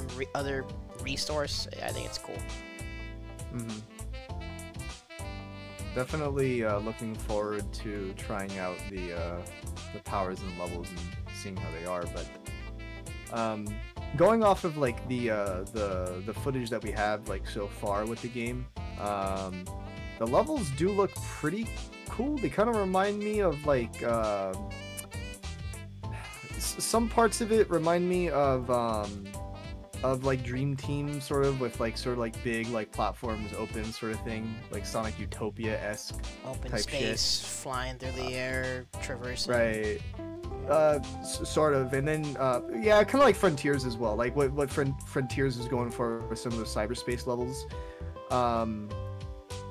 But another thing, if you've sort of noticed, and a lot of the gameplay that they've shown, is there's hardly any 2D sections. Thank Hardly the any. Lord. Thank Yeah. God. Modern Sonic does not control well in 2D. It doesn't It's need been it a either. contentious point. Yeah, I think it's interesting to see them like sort of shy away from it, because I think Frontiers was similar, right? Where Frontiers had a couple levels, right, that were like basically 2D only, or am I getting that confused with like they were colors? the ones that were 2D, or were the 2D stages taken specifically from certain games? Like one of them was Yeah. the- Those Right, that were but left there in. was like Sonic Chaos Nation. Island that was mostly like most Right. the most part was 2D then 3D. Which was like the worst island in the game. Yeah, of course. So I think we Actual can say so I think most people like want them sort of separated. I think nowadays, right, it's interesting, because I was thinking about this earlier. I was like, damn, we have been on this same style of Sonic gameplay for what, nearly like 15 years. I'm talking about like Sonic Unleashed, yeah, like decade and a 15 half? years. 15 fucking years of this like same core gameplay that they made in Sonic Unleashed. And back then, right, Sonic was in a different spot back then, where there weren't as many 2D games that they had. So most of those were like, you know, basically only handheld. So right, it was a little bit more quaint back then. But now a lot of people have not liked them as much, or like in hindsight don't, you know, whatever. I'll agree somewhat and say that, like, yes, they're not the best parts of those games. They usually aren't. They're not horrible, but they're not usually the, like, when I go back and I think of like my favorite moments from Unleashed levels, it's usually not the 2D sections. Just usually not, right? Yeah. Well, because we've reached So- the point where it's not really necessary. Like Unleashed, it was the first time they did it. It was like a nice throwback to like integrate it in. Like, oh, we're still doing something 2D. That's pretty cool. But moving forward, also it's taken into account of like the fact that classic games were being brought back in various ways. So there's no real reason to keep combining the 3D and 2D. If you want the 2D, play the freaking 2D games. They're right there. There's more of At that like point, we were just hot off of the 15th anniversary, so you know we had Sonic the Hedgehog Genesis come out, and then we had the Sonic Advance games coming out too. Exactly. I just And convulsed Sonic in my Rush. chair when you mentioned Sonic Genesis. Isn't that where your name comes from? Oh yeah, dude, for sure. Sonic Genesis. I remember when I got that for my birthday. I think that was my birthday present. You ever take that That as was- a sign that maybe they hated you? Oh, Jesus. You know what? You know what? At some point in time, I did think that my family didn't like me at one point in time. Oh my So God. maybe- Then you became a Okay, Phantom Breaker that was a Omnia top joke. player. Let's not. No, I'm joking. I'm joking. I'm like, yeah, I think they might not have liked me for playing They that. bought me a Nintendo Switch and made me play PVO. Huh? No, wait, say that again, cause I headphones are off. Here you go, son. Have you played Phantom Breaker Omnia?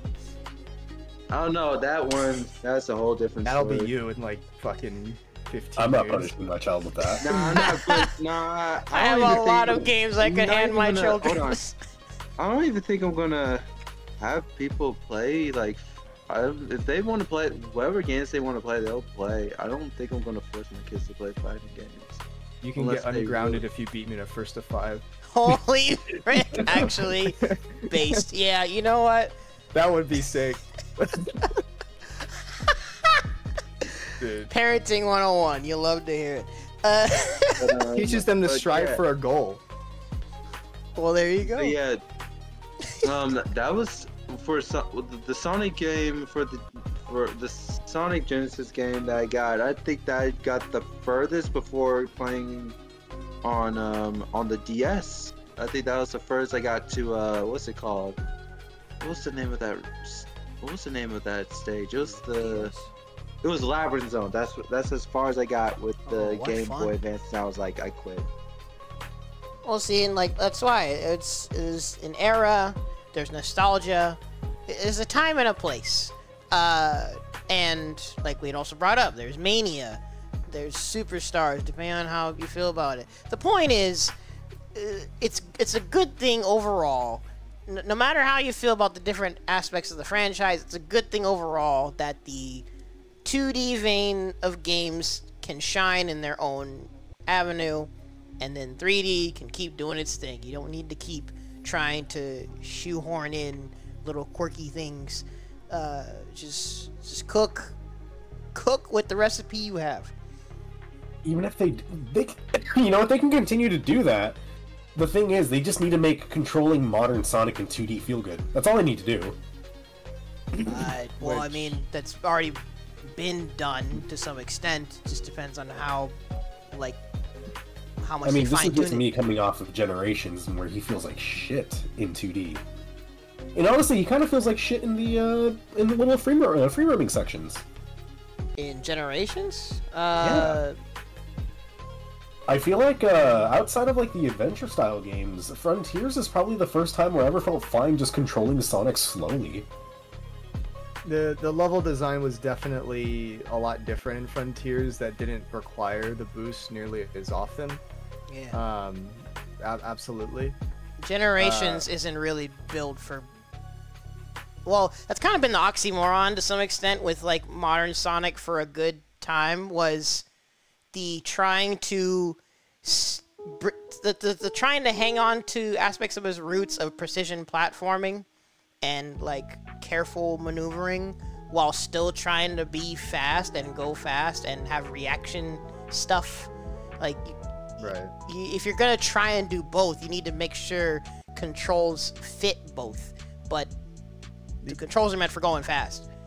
I think given the foundation that they set up at Unleashed and still technically to this day use, it's basically, right, like the design around Unleashed is to go as fast as possible, and any like section where you're not boosting is noticeable. It's noticeable. It's like, why am I not boosting?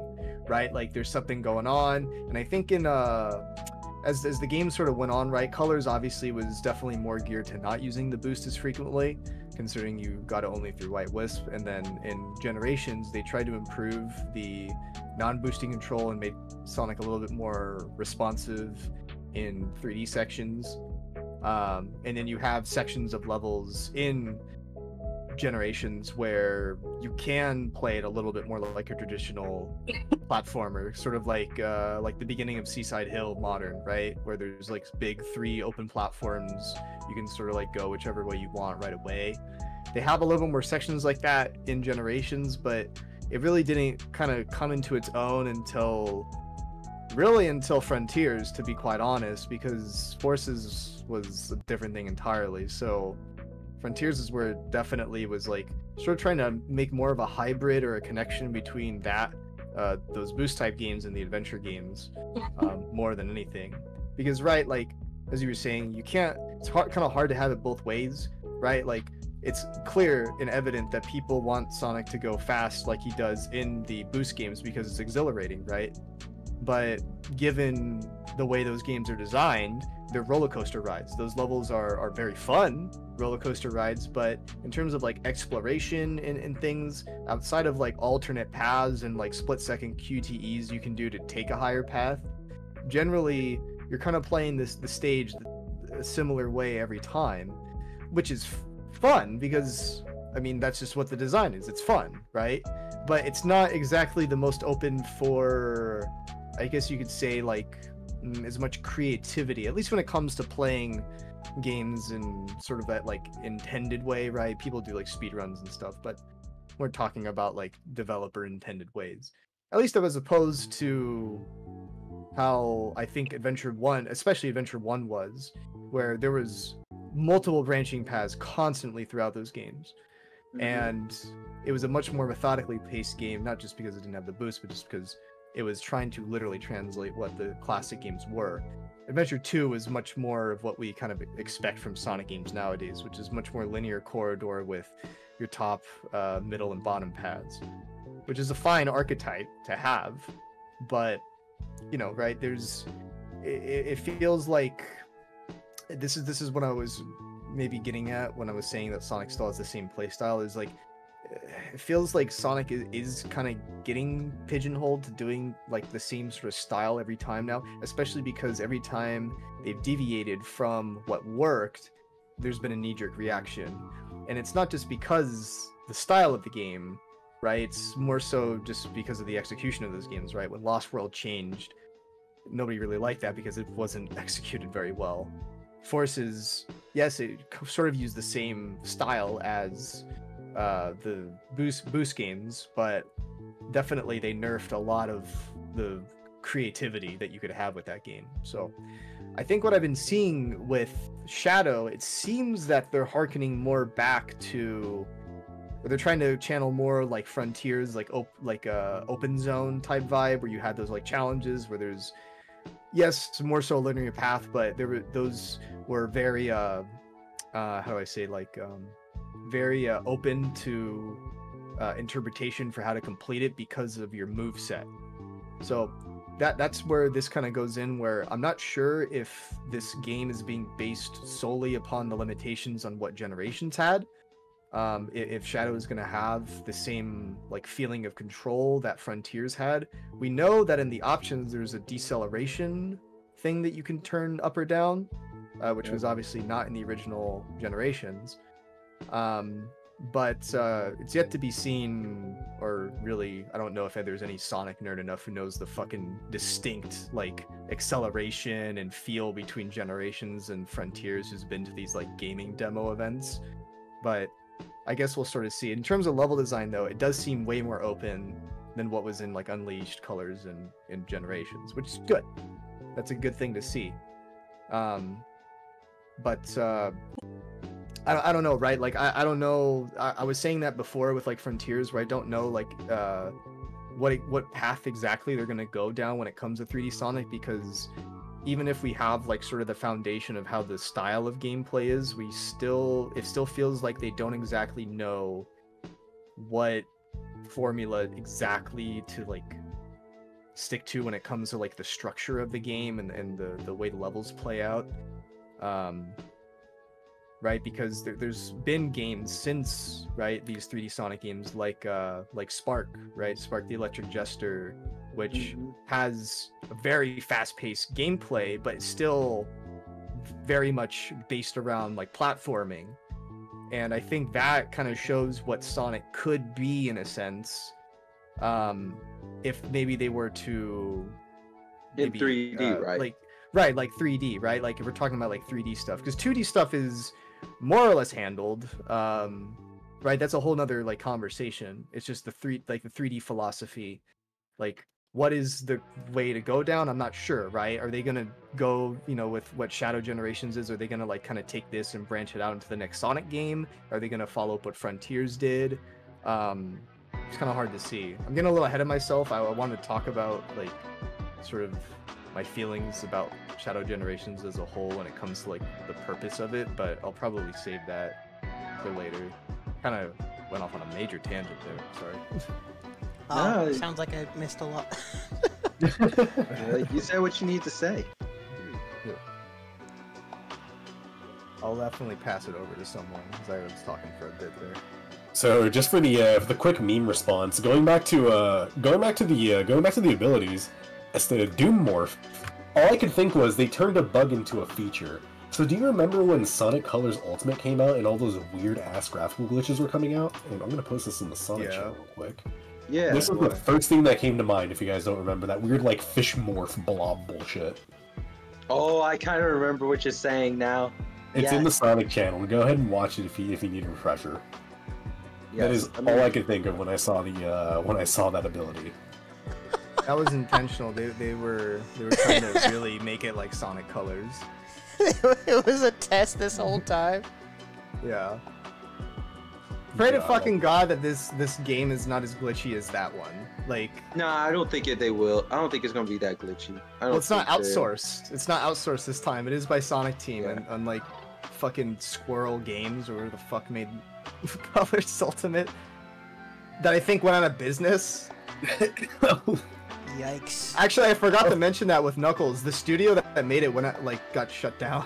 Wait, really? Seriously? Yeah, yeah. Whatever studio they had to make that just shut down because it was so ass. To their credit, to the guys that did Sonic Colors Ultimate, they were porting over Wii source code. Like, what the fuck is this Power PC bullshit in 2022, 23? That is fair. Also, that game was hella rushed. Yeah. So there really wasn't a whole lot they could do, though. The actual game or the remaster you're talking was rushed? Mm-hmm. Yeah, both. So, at least with Sonic Sonic X Shadow Generations, it's all x86 stuff that they have to work with. So it's porting over the Sonic stuff isn't going to be super hard. And as we know, modding stuff is really, really easy. There's officials, or I don't know if it's all official, but making content for the game is not difficult. Yeah. I mean, also this game seems like it had way more fucking time to cook than Ultimate did, right? Because Colors Ultimate was thrust out because they didn't have a game for Sonic's 30th, right? Because Origins was delayed and so was Frontiers, right? So they didn't have anything for 2021. Yeah. So they just fucking thrust that shit out, gave you some overstock of those Sonic movie keychains as your fucking special edition, and then they were like, all right, there you go, there's a game. We got a Sonic game out this year, hooray. So definitely probably gonna be better than that for sure. But this is coming out on a lot of platforms too, not just PS5 and series, but also previous gen, PS4, Xbox One, and PC and Switch. Well, I guess Switch is going to be how many Hedgehog engine games are there on Switch? Hedgehog 2 engine, it's Forces, Frontiers, and Puyo Tetris 2? Puyo Tetris 2, I think has Was Colors Ultimate on any? Yes, it was on the Switch as well, so... Yeah. About 5 or 6. But Switch was more powerful than the Wii U and stuff. So, and the Wii back. So definitely going to be a lot weaker in terms of graphics. But I'm getting it on the Switch. So I'll let you guys know how it feels. It'll probably be better than Frontiers was. Frontiers was a big struggle on Switch. Frontiers was only 30 frames, and I didn't feel the struggle, but I can understand but I didn't play the PlayStation version, so... Yeah, if you played that and then you saw the Switch, you'd be like, damn, this was quite the downgrade. I guess it really was. I played it on PS5 instead of the Steam Deck. Well, I'll say this, because I was looking at Sonic Frontier combos and some very good Sonic Frontier combos. I showed you guys about the beginning of this year, some of those combos. But I know they were using mods on PC and stuff, but just seeing how they used those combos and stuff and trying to do them on Frontiers, I would be like, yeah, I think this is a little harder. I think if I played it on PlayStation or something like that, I think I would have had an easier time. So, actually, speaking of mods, RIP the original version. It got delisted. Yep. So the original Sonic Generations is not available. SF in the chat. Not entirely true. Not entirely true. Yes, it is part of that bundle on Steam, right? Yes. Yeah, but it's not an Xbox anymore. That got taken down as far as I know. So yeah, that was bullshit. What's the likelihood that the mass library of Generations mods would still work on PC Shadow Generations? I doubt that. I mean, I don't know, right? Yes, it is sort of the same game, but I mean, no, they'd have to rework that stuff. It's not. Yeah, I don't think it's going to be a one-to-one translation. I'm sure they'll get it to work, right? The community is pretty talented, but still, it does kind of suck. If you have any I don't know if somebody just wanted to get the old version, right? Like I don't know. Yeah. It's like I guess you'd have to just like gone. pirate it or something, or get a physical copy on the console. I still have my Xbox 360 sucks, physical copy. Right. For what it's worth, that Legacy bundle isn't awful. It just has a shitty price tag. Well, how much is it on the price? Like It's $60, but it has Generations Original, Sonic Adventure DX, Adventure 2 with the Battle Expansion, Sonic 4 Episodes 1 and 2, and 3D Blast and Spinball, which is like 3 of those are hit. Or That fucking fell off hard. Yeah, 3 of those are What the fucking... I was like, oh yeah, okay, oh. Yeah, I'm like, $60 for all this. If it was like 30 or 40, sure, not 60. Yeah, But then again, we also got, what the fuck was it? Sonic Superstars for $60 at launch. Yeah, that could have been a $40 game, honestly. And you know the Legacy bundle is going to go on sale. You know it is. It was recently 10. Superstars was on sale for $10. Oh, wow. So, At launch, I would have paid 40 for it. I paid full price. I don't regret it. I like the game, but yeah, that does kind of. It's a good game. It's not phenomenal, but I enjoyed it. Yeah, But I I also enjoyed got- it. I just didn't like the last story boss. It just you guys know my gripe. That was too. You guys know yeah. my gripe. Speaking Yeah, of wait. last bosses, they need to fix fucking Time Eater. Holy Oh my shit. god, yes they do. Jesus. So I don't think Time Eater. I- I'm just curious. That boss freaking sucks. That boss So- could have been cool. It could have been cool. It definitely. If you want to talk aesthetically, why the fuck, as Supersonic, am I getting pelted by cars and having damage done to me right after I just got through, pelting through cars in fucking, what is it, Crisis City? Aesthetically, that's just a bad choice. Why is it that I had to spend? Why did I have to hold the fucking boost button down for 7 fucking minutes, chasing fucking rings and avoiding everything that was thrown at me to land my first fucking hit? That looks like a homing shot. Homing shot, dude. Homing shot doesn't do shit. God, I hate. I know There's we've better on memed and 3DS. talked about like some of the worst like Sonic bosses, but the Time Eater was such a big freaking disappointment. This is coming from me. That boss freaking sucks, bro. But every time I saw that, I was not holding the it worst. the entire fucking time, and OG. this is just me going like, oh, maybe this will help me get land a hit in. Here's me mashing A to see if I can land a homing attack to see if other Sonic will just shoot into the other fucking, will shoot into the target, into Time Eater's belly. No, nothing. He just darts off into some random ass direction and You 7 fucking basically minutes for my first hit. Fuck that. you have to switch to 2D like when you're chasing it, and then finally like when it does its stupid animation, that's when you switch to 3D to actually hit it. All of its The animation. only time It's I've just not a fun Time Eater boss. boss fight. See, the only time I've seen a Time Eater boss fight was my younger brother playing it on the 3DS version. So I can't really tell, understand what you guys are going for. But hearing that, I'm not looking forward to playing the Sonic Frontier portion of Generations. Did I tell you guys I didn't like Generations that much? Die. Like you didn't like it. I didn't like it.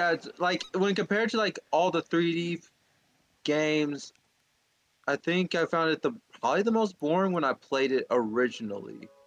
Okay, But that's that may change. That's a when I half. play it Here's again. the thing. That's a half nuclear take because always been in the camp that Generations was overrated, but a Die. boring game is kind of wild. Well, you Generations. gotta remember, at that point, I was already.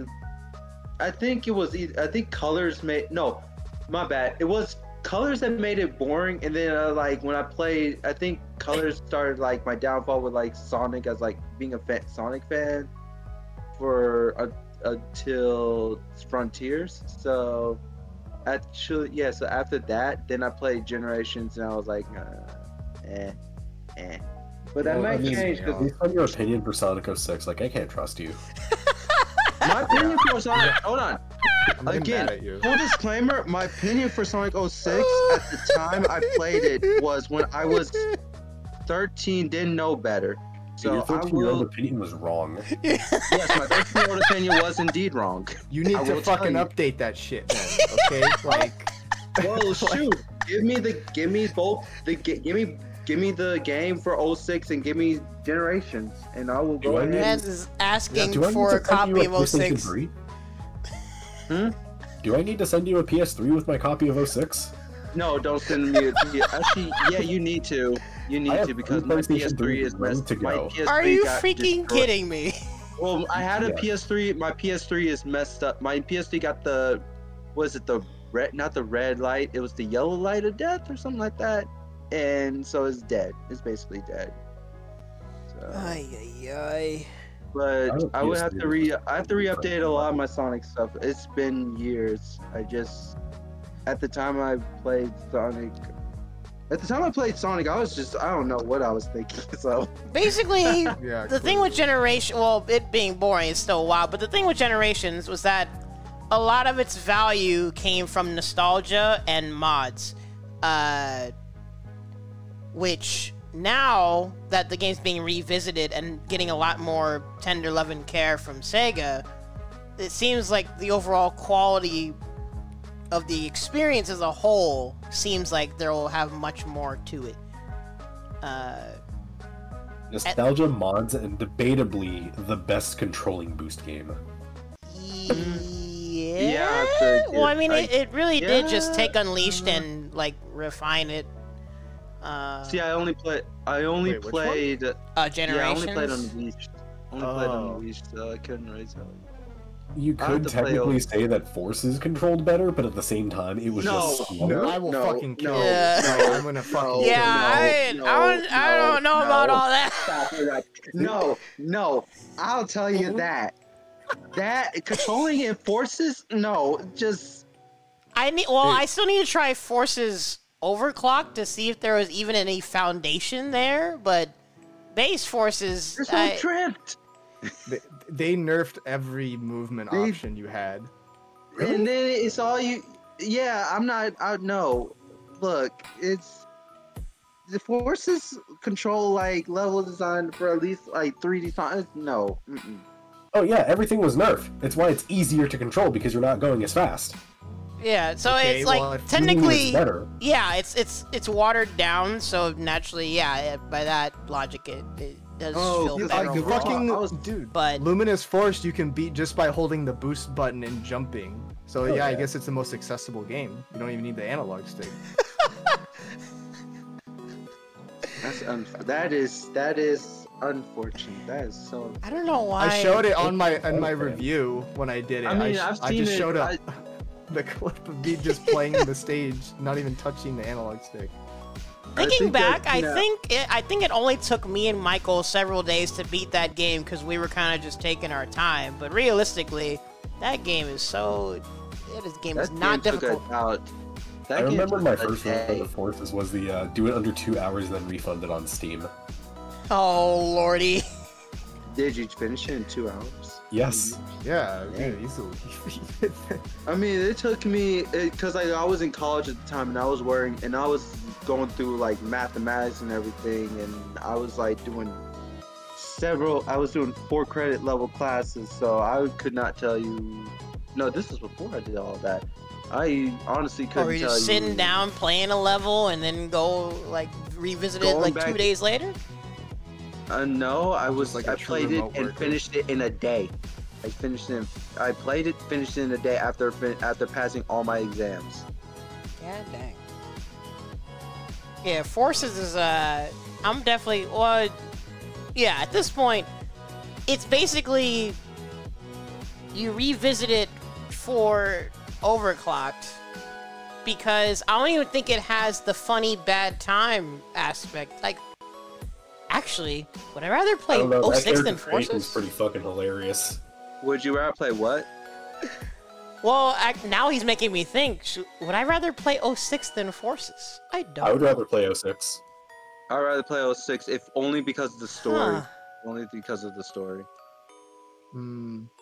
I think Forces is just is such a nothing game that like it's hard to get like overly mad. I think the reputation over the years has made it very very lopsided, especially I mean if you go off of like like what the internet says about Sonic, which you should never, but if you do, Forces just has this reputation of being like one of the worst in the series. Definitely not.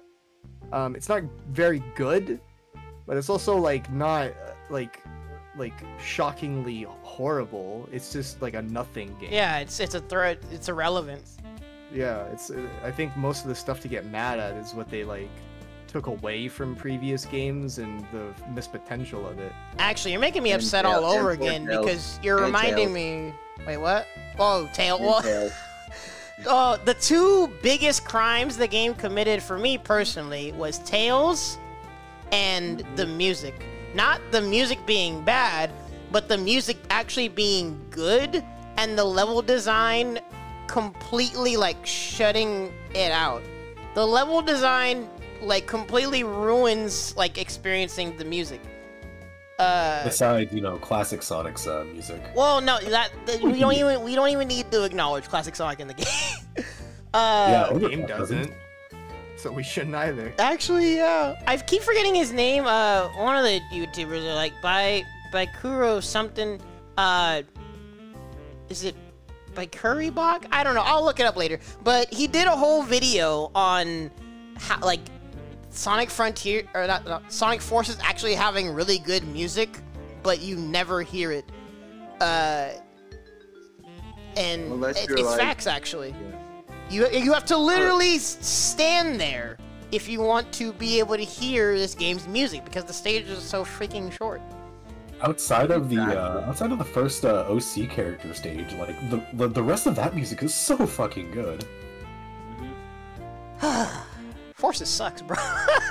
Forces is a I would if actually doing. Well, and like Riley said, it's more so like I would rather play Secret Rings. Fuck off. In isolation, it's a whole lot of nothing. In the grand scheme of things, it did a lot to damage the reputation. Because Sonic 06 was the very first time where we ever had to deal with, oh my god, this is really fucking bad. Not the first time, but like first time like very publicly, yeah. Yeah, 06 started basically the meme train of look how bad this is. I'm gonna make 20 clickbait videos of nothing but game glitches. Like 06 basically like set that train. Yeah, that was like a cultural like pillar of like early internet was like riffing on that game. Yeah. Ripping off. Right, and Sonic is an easy like punching bag of a series, so no matter even if a game is just mid, people like YouTubers or Twitter people will still like try to drag it down as like one of the worst things ever. Some of the easiest content like it's like considering how inconsistent Sonic is, it's like really easy for them to always have something like new to punch at. But yeah, like I didn't find Forces to be like so revolting like that it was like one of the worst ever. It's definitely no like boom or anything. Yeah, definitely not. But it was a really very poor timing because it came out shortly after Mania, which was so good that I think it even like kind of tarnished Mania's rep just a bit. I think a lot of like I've been noticing that there's this stupid revisionist shit going on where it was like, oh, Mania wasn't that good. Wait, what? Yeah, I've read some people that was loving Mania. I remember that. The Sonic fan base has a lot of revisionist history. Let's be real. Literally the coolest thing ever. Like, this thing actually fucking sucks. Right. Like it's the same shit, right? Where like it doesn't matter like if it was good or it was bad. Like you'll have people like years later, well, be it like 10 years or something, will be like, oh shit, that was actually horrible, or oh shit, that was actually really good. No matter if it was good or not, right? People like the Star Wars prequels now, but they sure as fuck didn't when they were coming out. Nope, not when they came out. So like, Sonic Adventure 2 went through that whole thing. Oh, this game actually sucks. Right, Sonic Adventure 1 was better than Adventure 2? Yes! Okay, I actually do believe that, but Yeah. I'm saying that people who think Adventure 1 just sucks, like, that's insane to me. That's fucking insane. That's wild. We keep this. It's a never-ending cycle. It just It's keeps like, you know, happening. it's Look at the funny 'cause, like, controls. It's so bad, the controls. Yeah, I was like, what are you guys doing? It's like, you just At fucking least with suck. Game Girls, I was like, what are you guys doing? Like, you guys are playing horrible. Like, I'm bad at video games, and I can do that. Sonic was Also, never fuck good. Game Grumps for setting up the trend of just people who are bad at playing video games online. Fuck that. Actually, yeah, they did kind of. That's another like cultural shift that has kind of set some things ablaze. Tragic. I thought that was DSP who started that trend. Well, DSP is DSP playing has his own games little poorly corner. and wait, what? DSP always like, yeah, he sucks, but that was always his own little corner, and him just be like, we make fun of DSP for that. Yeah, he But was no one he was makes- playing games badly and no one likes him. Game Grumps people like Game Grumps. Oh, okay, I see what you mean. Okay. I'm still a die-hard Chugga Conroy fan. Oh, Chugga Conroy, shoot. Very proud of him. Oh, he's so back, by the way. Is he? Yeah, No, it's he beat the allegations. He beat the allegation. allegations. Oh, well, alright. Anyway, We got kind of sidetracked. Yeah, little tangent, but all that to say that with this gameplay, at least from what we can see and also from what we can hope, they're at least taking the good aspects of what's been done so far. And I kind of want to be careful. I mean, is there really any room to fumble this? Like, I don't. absolutely. You know they what? can fuck up Yeah. Shadow's controls. I think they already have fumbled it slightly. Yeah? Maybe not. So what I was trying to say earlier, like with this we've already established, right? Is this game is like, I mean, for what we know, right? We don't know everything because it's not released yet, but we know that there's gonna be maybe like 5 levels and maybe like 2 boss fights, and we were saying that like at most that's like an hour of extra content, bringing Sonic Generations total runtime to like, for the average person, like maybe 6 hours, but for like us who've played that game before, probably like 3.5, 4 hours maybe. So basically, so episode Shadow DLC all over again. Basically. maybe not except that for- short. That was really short. Oh. Not that short. I think Well, it's this is also implied. more substantial. But I think this is a value thing too, because they're not really changing much about Generations. Essentially, this is just the PC version or the Xbox Series X enhanced version that's just available for other platforms now, with some Shadow levels stapled to it. We don't know the extent of everything that they're going to change, but so far that's what it looks like, and they're selling it for $50, which, if you were to go off of current like MSRP for games, right, they're usually $70. So this is technically a $20 discount. I still don't think paying $50 for, potentially more if you get the digital deluxe, right, or more if you get the collector's edition, Ooh, boy. is worth a game, Sonic Generations, which on Steam has been as low as $1. Like, or Dang. on Xbox has been given away for free before. Like, for something that has been barely changed. And that's actually why I don't know if I'm gonna buy this day one. Like, Oh. I stood pretty steadfast on Sonic Origins as well. I thought that was a bad value, and I didn't buy Sonic Origins until it was like $20, because I just did not think it was worth that price. Because that was like ROMs for like $40. I didn't think that was worth it, right? Makes Especially sense. considering how that turned out to be, which was glitchy and not the best. Yeah. So Right. this, right, I don't feel the value proposition is really anything different than what Superstars was offering.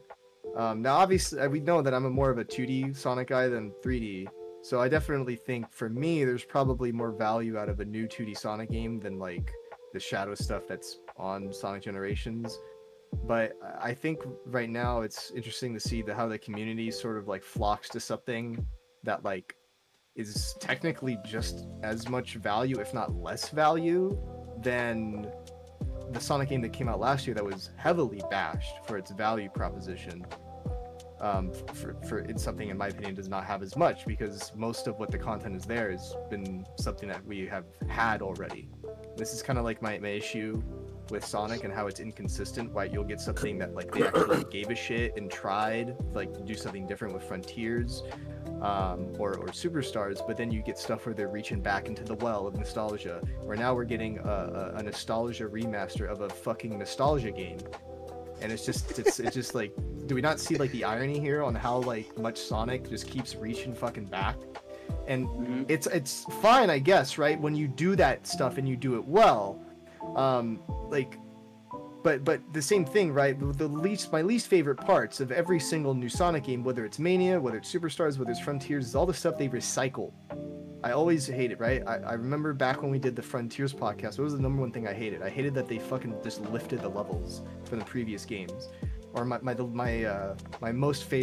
favorite stuff in Mania was the new shit, right? So it just kind of like, I don't feel as strong about the value here, especially for something that, look, I love Sonic Generations. This is easily one of my favorite games ever. So like, I have a lot of like opinion about this and a lot of bias towards this. So that's why I just kind of like, I really wish that there was something more here, right? Like maybe if this was like a dual pack of like Unleashed and Generations, like maybe I could have been a little bit more on board with it.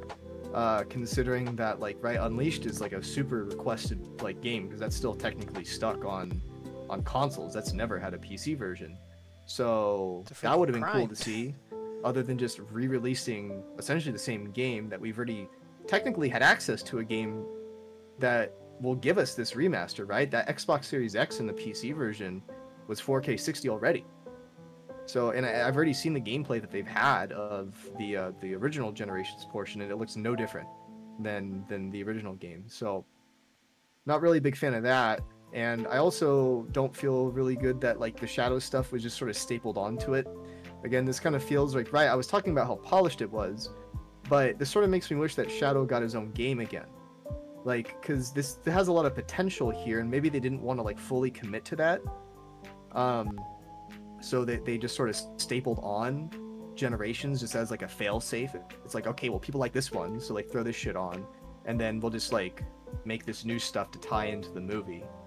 That's kind of what this feels like to me. Kind of feels like a pretty safe move that Sonic Team and Sega could have made, because everyone loves Shadow, right? And you have the movie coming out. It's just everything sort of just like matches up with like this doing well for them, and that's great, but it's not particularly exciting. So that's kind of my stance on the game. It's just it's not a very exciting release, despite being one of my favorite games ever. It's just kind of reminds me of how I felt about Origins, where it was coming out. I'm like, why am I not excited for this? Like, Origins literally has my favorite game ever on it. The original Sonic trilogy is like the fucking games for me. Though that's my shit there. And I couldn't feel myself like, okay, do I really want to give Sega like nearly $50 for these games that I already have like 10 different versions of? Yeah. Some of the same feeling about Generations. So this is definitely better for people who have not played Generations. Which actually, yeah, good point. Like yeah, for like a lot of like you guys are newer Sonic fans, right, who maybe got into the movies, which, you know, they're getting like easily one of the best Sonic games in my opinion, staple onto this. Like, this is again very safe that they could have done, but yeah, it just sort of makes me like, I don't know. I really like. I don't really know what to ask for. Really, it just kind of feels like occasionally they'll throw me something that I really like Superstars, or they'll do something really interesting with the 3D stuff, like Frontiers. So I just kind of hope that like this stuff will still probably exist. I just think this is a particularly like fickle year for Sonic, where like I think they have to get these two things right to sort of get this series like back on fucking track, like fully, right? Like Sonic has honestly, in my opinion, been back for a while. Any like bad thing that's come out since Mania has been like pretty like inconsequential. Like Sonic has been pretty good for a while now. Yeah. But I think like if they got these two things really good, like Sonic Generations is actually one of the highest scoring Sonic games ever. Next to like Mania and like the earlier games. Three Knuckles. Right? Three Knuckles. Yeah. So like if they got this right and then the movie is good too, I think people would honestly, for the most part, turn around the whole fucking series. Like at least like the general populace. Sonic's already popular again, which is crazy to see. Like, because I mean, like if you compare this to like 10 years ago, Sonic is not nearly as prominent back then as he was now. They've definitely did a lot to like repair the image, like I think that most people have. No memes, I think we actually are so back. Yeah, Genuine. like this is like legit. I feel like we've been back since, in my opinion, I feel like we've been back since, since Frontiers, and I think that I agree that if these two do go well, shoot, this will solidify us as we're back. Well, absolutely. I think any notion or like humoring the idea that Sonic like is finally coming back, he's finally good again, and it's a bit silly at this point just because I feel like he has been back. Yeah. I mean, we know how popular Frontiers was, on how that was a major fucking turning point for the whole perception of the entire series. Like that was a popular fucking game. Like people played that shit.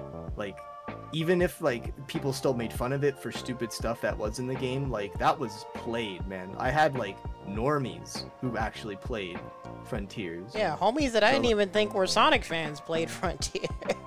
Right, so that's awesome. So it's great to see that like Sonic is getting stuff like this, and Generations is a really solid game for them to re-release. But I think just personally for me, as somebody really into the series, I'm not as like impressed with what I'm kind of getting for what I'm paying, especially if you were to like go ahead and get like the deluxe and everything that gives you the early access and all those like skins and stuff.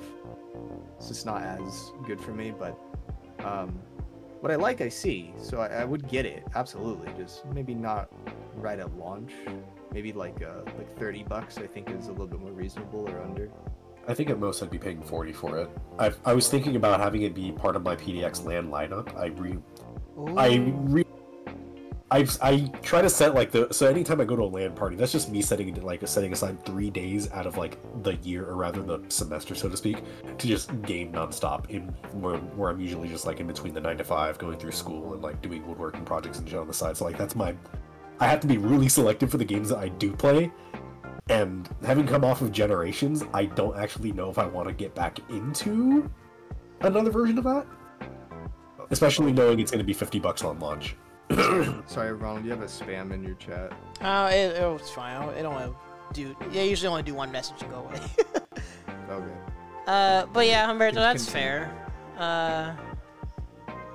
Yeah. I don't blame you. But I don't want to get anything like twisted with my opinion on it or whatever. That like I don't think people should buy this or whatever, or not support Sega or whatever. I think there's other reasons why you should not support Sega. If you're a PC player, like you should not support them because this will probably have de novo again, as they fucking always do. Yeah, that's a legit reason why you should not. That's probably one of the reasons why I didn't want to get it on PC. If I got the chance, I was like, what if it has de novo? Yeah, So, dude, it's fucking bad. And Generations were also kind of shitty PC ports to begin with. Yeah, Generations had that fucking horrid launcher that like you had to get like Windows XP launcher. Yeah, like fucking like PC game circa 2000 fucking 2 like launcher, and there were mods to get rid of it, so you could just do everything like in an INI file or something. Well, essentially that launcher was just an INI editor. Yeah. But yeah, that fucking launcher sucks. So I'm not gonna miss that at all. That's an upgrade to get rid of that shit. But yeah, I never thought having an options menu would be a quality of life upgrade. That's crazy. right? Like that's crazy for sure. People who are on PlayStation only are gonna get a pretty good upgrade because I mean the last one that they could play was PS3, and play that on PS Now I think was like their only option. So finally, fucking Generations port like on the PS4, 11 years later, like after launch. That's so fucking crazy that like. Not super unbelievable considering like current economy, I guess, but like it's crazy that they're still putting major games out on PS4. 10 years later, holy shit. More than 10, it's basically 11. Oh, right. Because it came out 2013, November. So we're almost like 11 years post-launch and we're still getting major releases. That's like... That's past PS2. PS2 wasn't even getting shit for that long. PS2 was 2000, so if you were to do the math, that would be 2011. By that point, we were full swing PS3.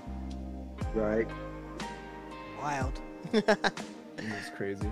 I would say debatable, but then again, like the only games that are coming out late, like really, really late into the PS2's life cycle, were just like the fucking sports games that got updated every year. Yeah, like FIFA and shit. Yeah. But there was like no big games coming out on PS2 like past 2010. Like there were a few like in 2009 or 8 era, because like that was like when like you could do like a Wii and a PS2 version, and it was like it was like easy for companies to do, I guess. But I think the last game I remember seeing was like Guitar Hero was still getting a PS2 version, like 2009, 2010 or something. I think it was still getting PS2, but eventually that got phased out. I remember there was a Silent Hill game that came out really, really late into the life cycle. Shattered Memories. That was the Wii and PS2. It was on Wii, PS2, PSP. That was 08. That was 08? Yeah.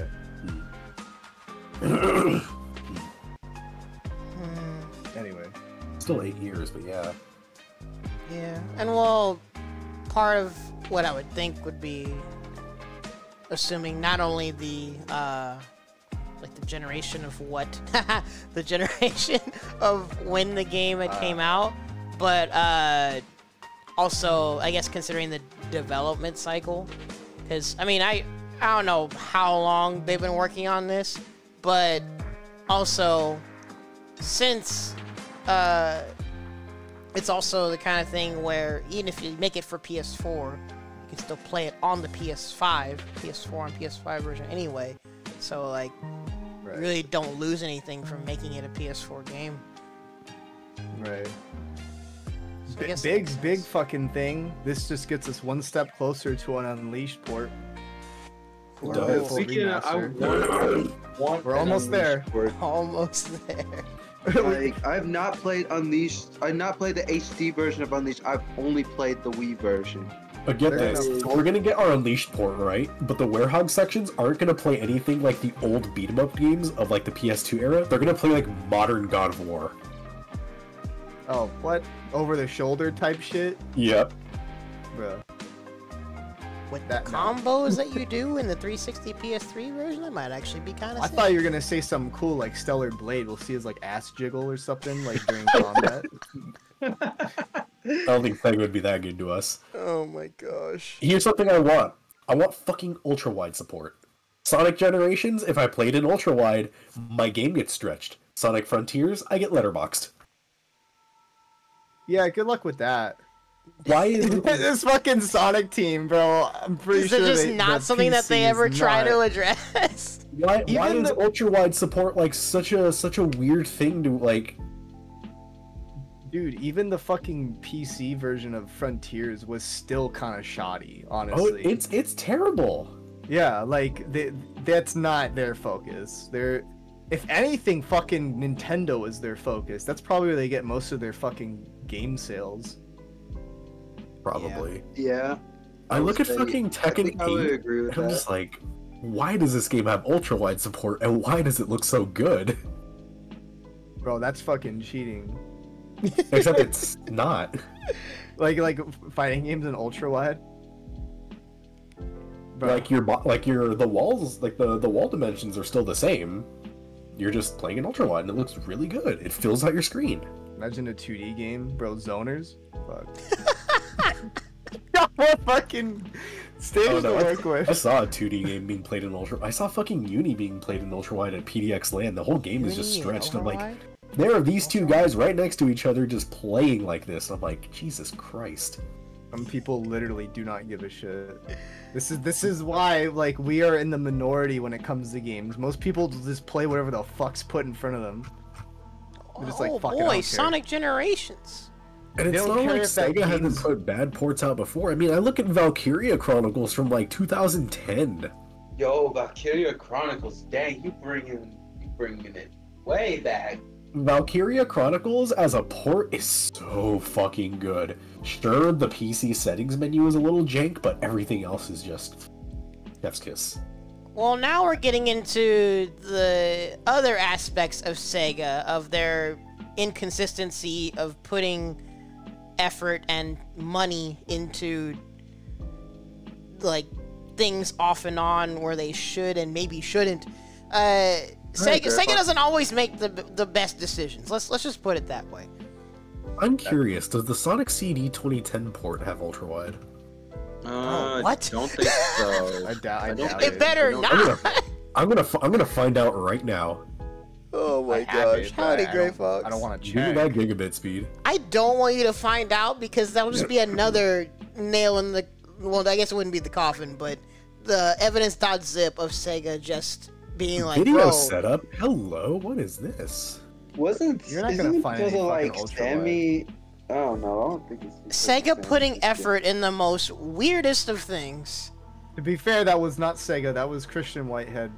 Oh well, I mean, would Christian Whitehead have done that? But what if Christian Whitehead? cares? I don't think he would have done it because, like, I think with CD, I think he was paid by Sega to do a port for it. So I don't think he did do widescreen support. But it was probably because it was only. I think I think that port was only for mobile, right? Originally, right? It was I don't remember. It started off as a mobile port. It started off as a mobile port for iPhone or for iOS, but then the official release after Christian Whitehead got picked up by Sega, just got ported to everything. Yeah. Okay. So. Yeah, basically everything. That would be fucking impressive if they took an originally 4x3 game and gave it not only a 16:9 upgrade, but a fucking ultra wide upgrade too. Oh wait, probably wouldn't. I don't even know if ultra wide was even that popular back then. Probably existed, but like more. Yeah, it exists. Yeah, I think it exists. Yeah, it existed, but I don't even know if it was like that popular. They probably were like, ultra wide, Point is, probably not. Oh man, Their games can't even alt tab correctly. We're asking for ultra wide. Well, I would rather our games are consistent. No fucking way. What? Brother, say it ain't Brother. My brother in arms, tell us what you have found. Does Sonic CD have freaking ultra wide? It's some I&I stuff, but yeah. See the whole fucking stage. Yeah. Well, Are you freaking kidding me? Well, in the words of certain person, damn game. We don't even need parallax scrolling. We'll just fucking one static image. You just go from the left side of your to the right. Imagine ultra wide and Samurai Showdown. Oh my gosh. Didn't Sam Show have that like Xbox Series version that had 120 FPS? Well, yeah, Sam Show's literally the only modern fighting game of actual 120 FPS. And people don't play that version, obviously. Well, now, it's like half a stand. It's like it's becoming a standard everywhere but Evo, basically. More and more people have been getting their Series S's and playing Sam Show on Xbox Series S. Well, it's Xbox Series S and X, Steam. but well, it was the tournament. It was the golden standard for online. Now that rollback's out, it's now PC. You can kind of play whatever.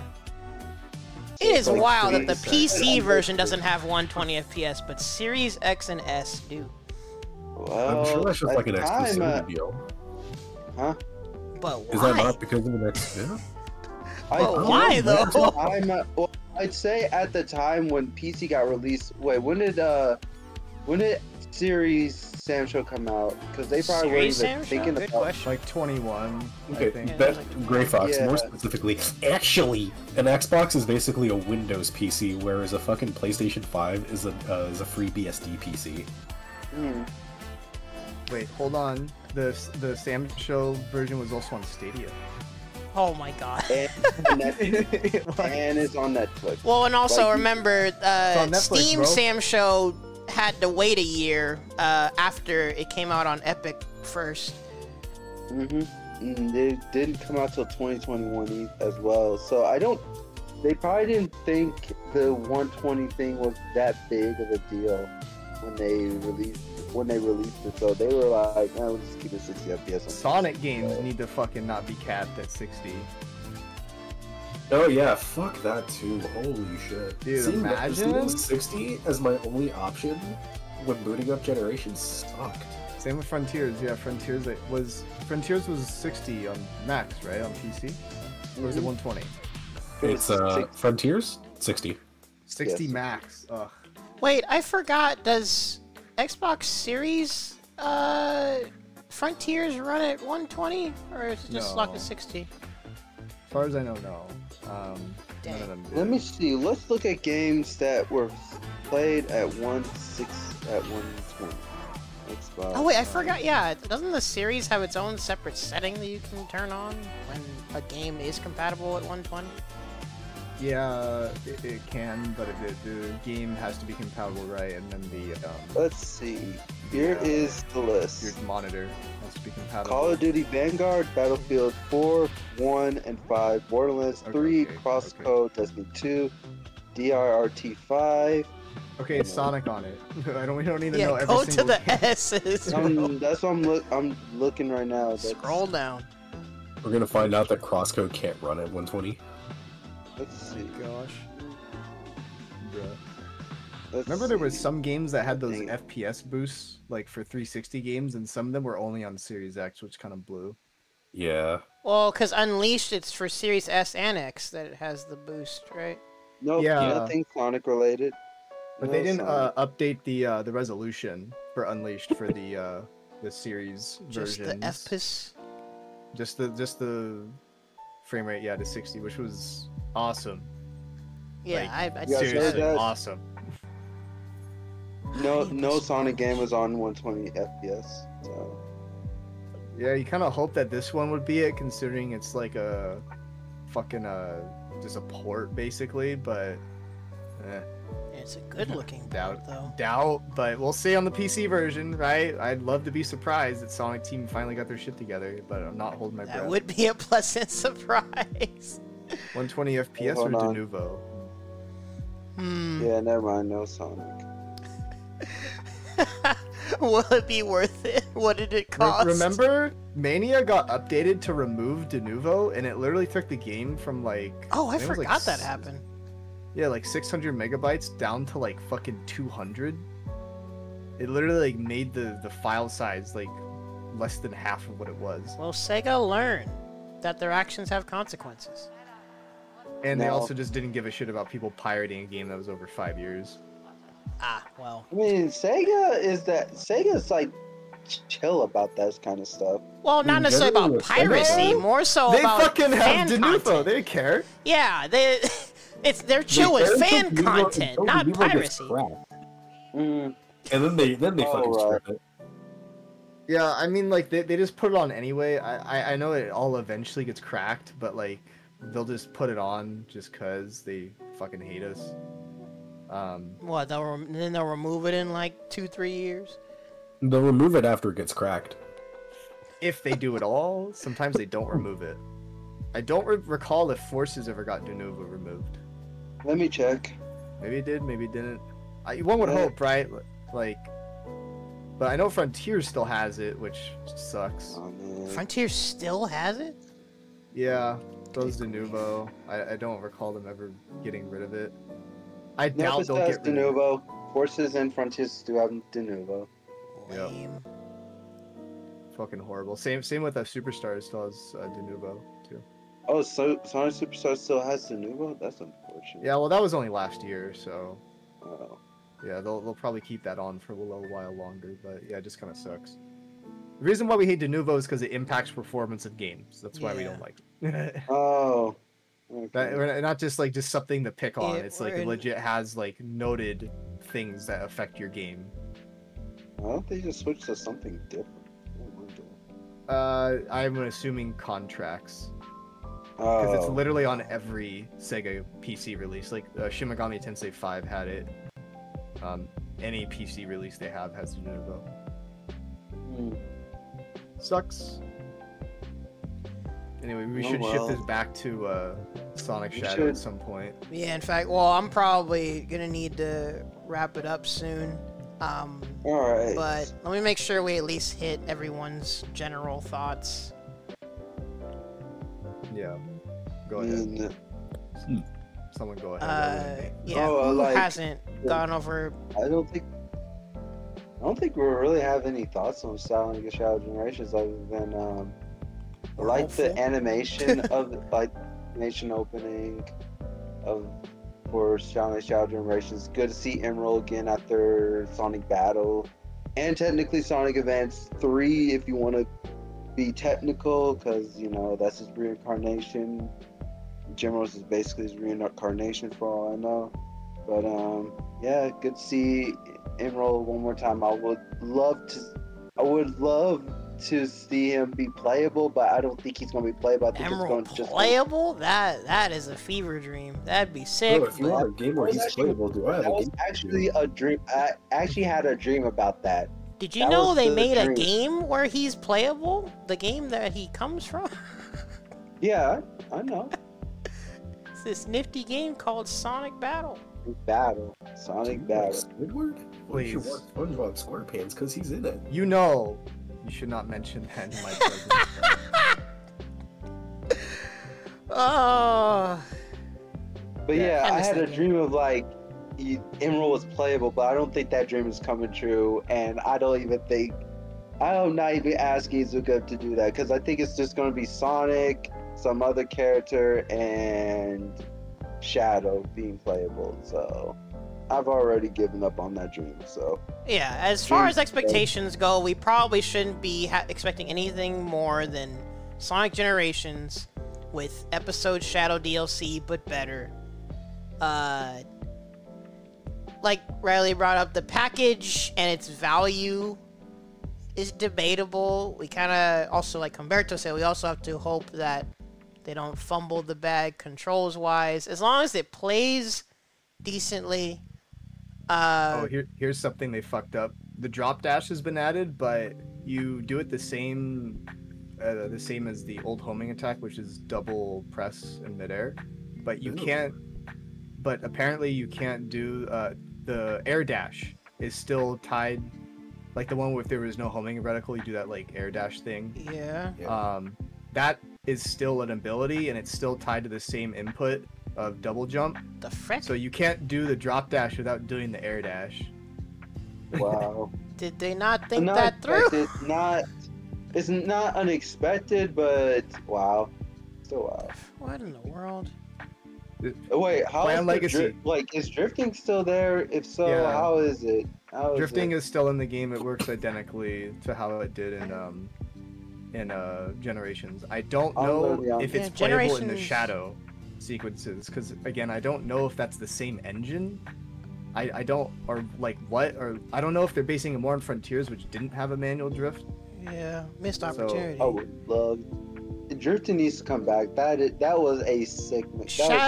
Having Shadow but not letting him drift would also be a missed opportunity, because that would look really freaking cool. Shadow turning into a ball. Well, no, give him. Go back to Unleashed, and give him like a standing animation. Well, side, a non-ball animation. It says there's drift on the controls, so I would assume they both have it.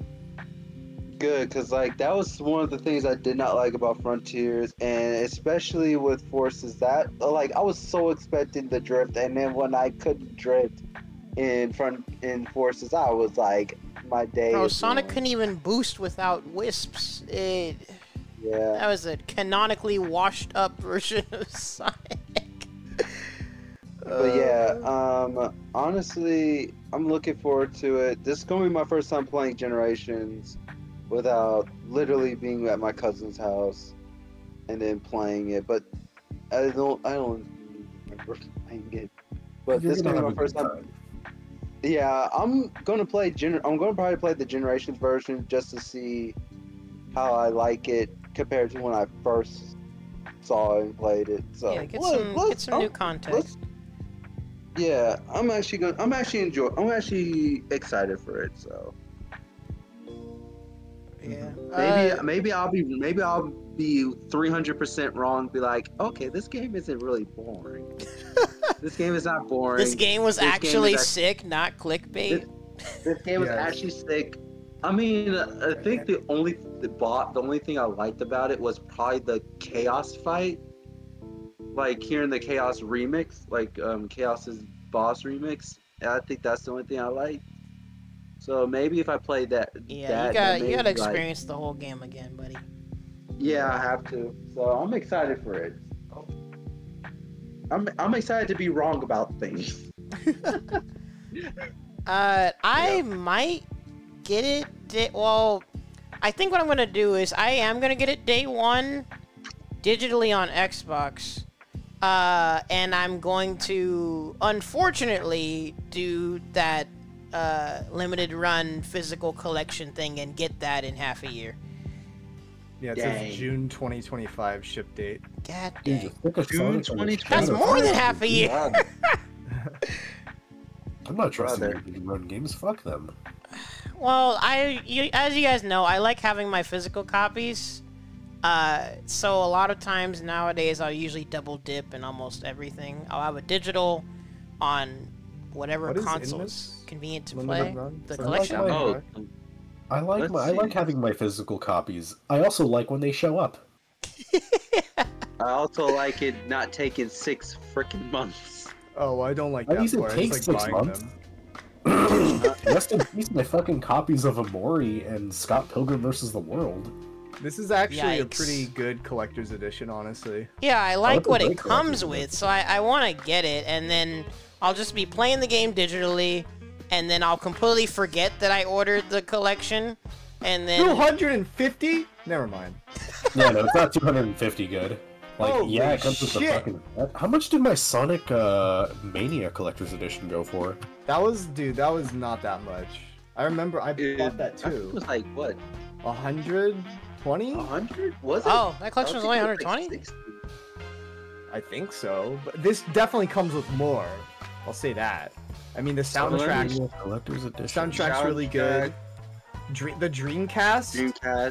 Jewel bucks. What the fuck?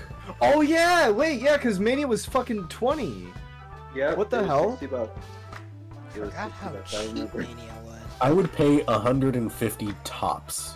Thanks, Biden. 120 because that's how much I paid for the last one, collector's edition for Tears of the Kingdom, and I got the last one.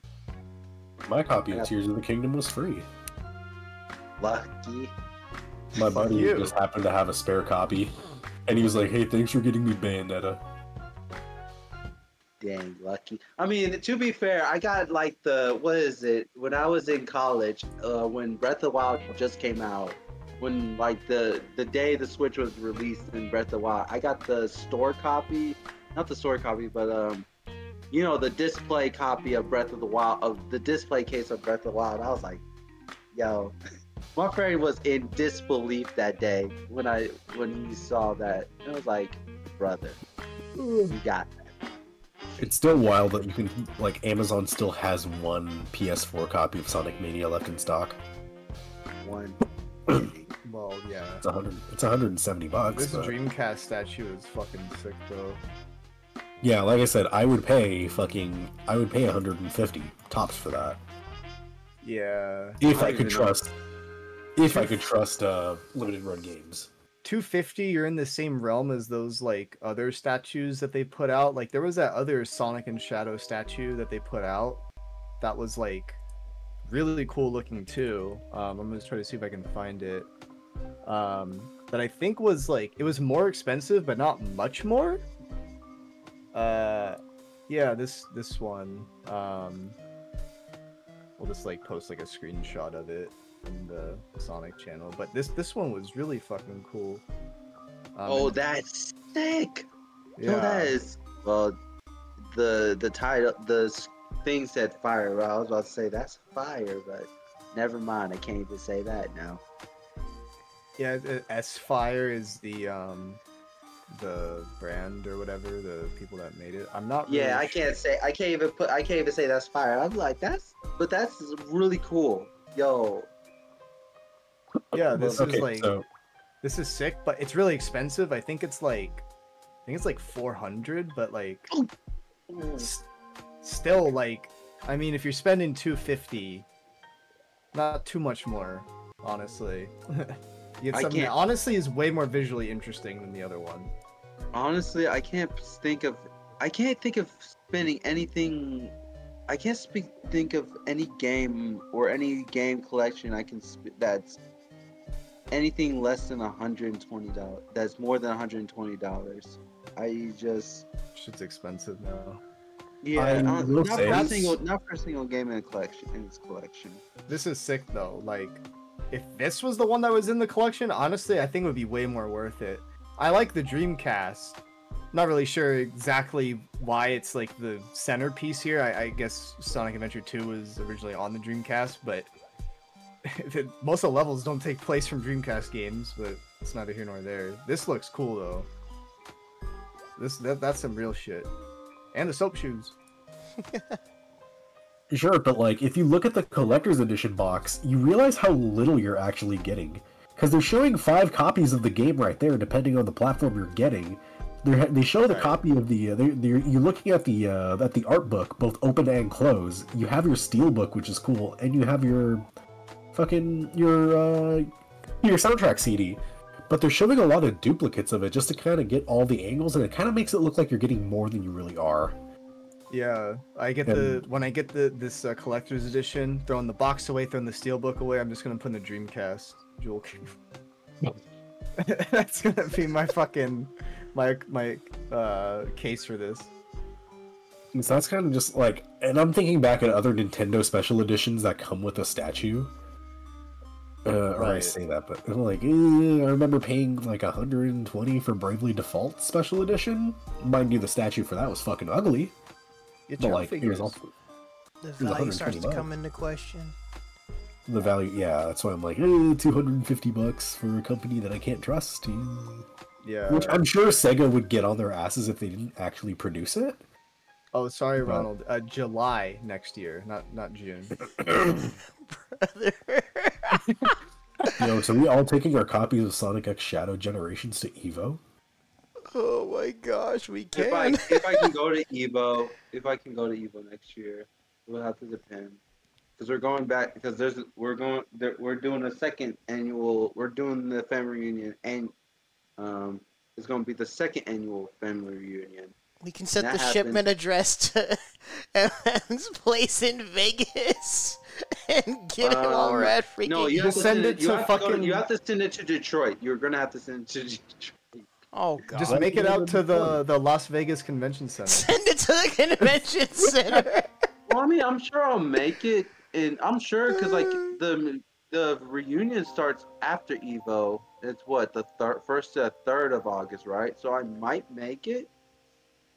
And then, but I want to go to the World Championships for Pokemon next year because it's in Southern California. It's right next.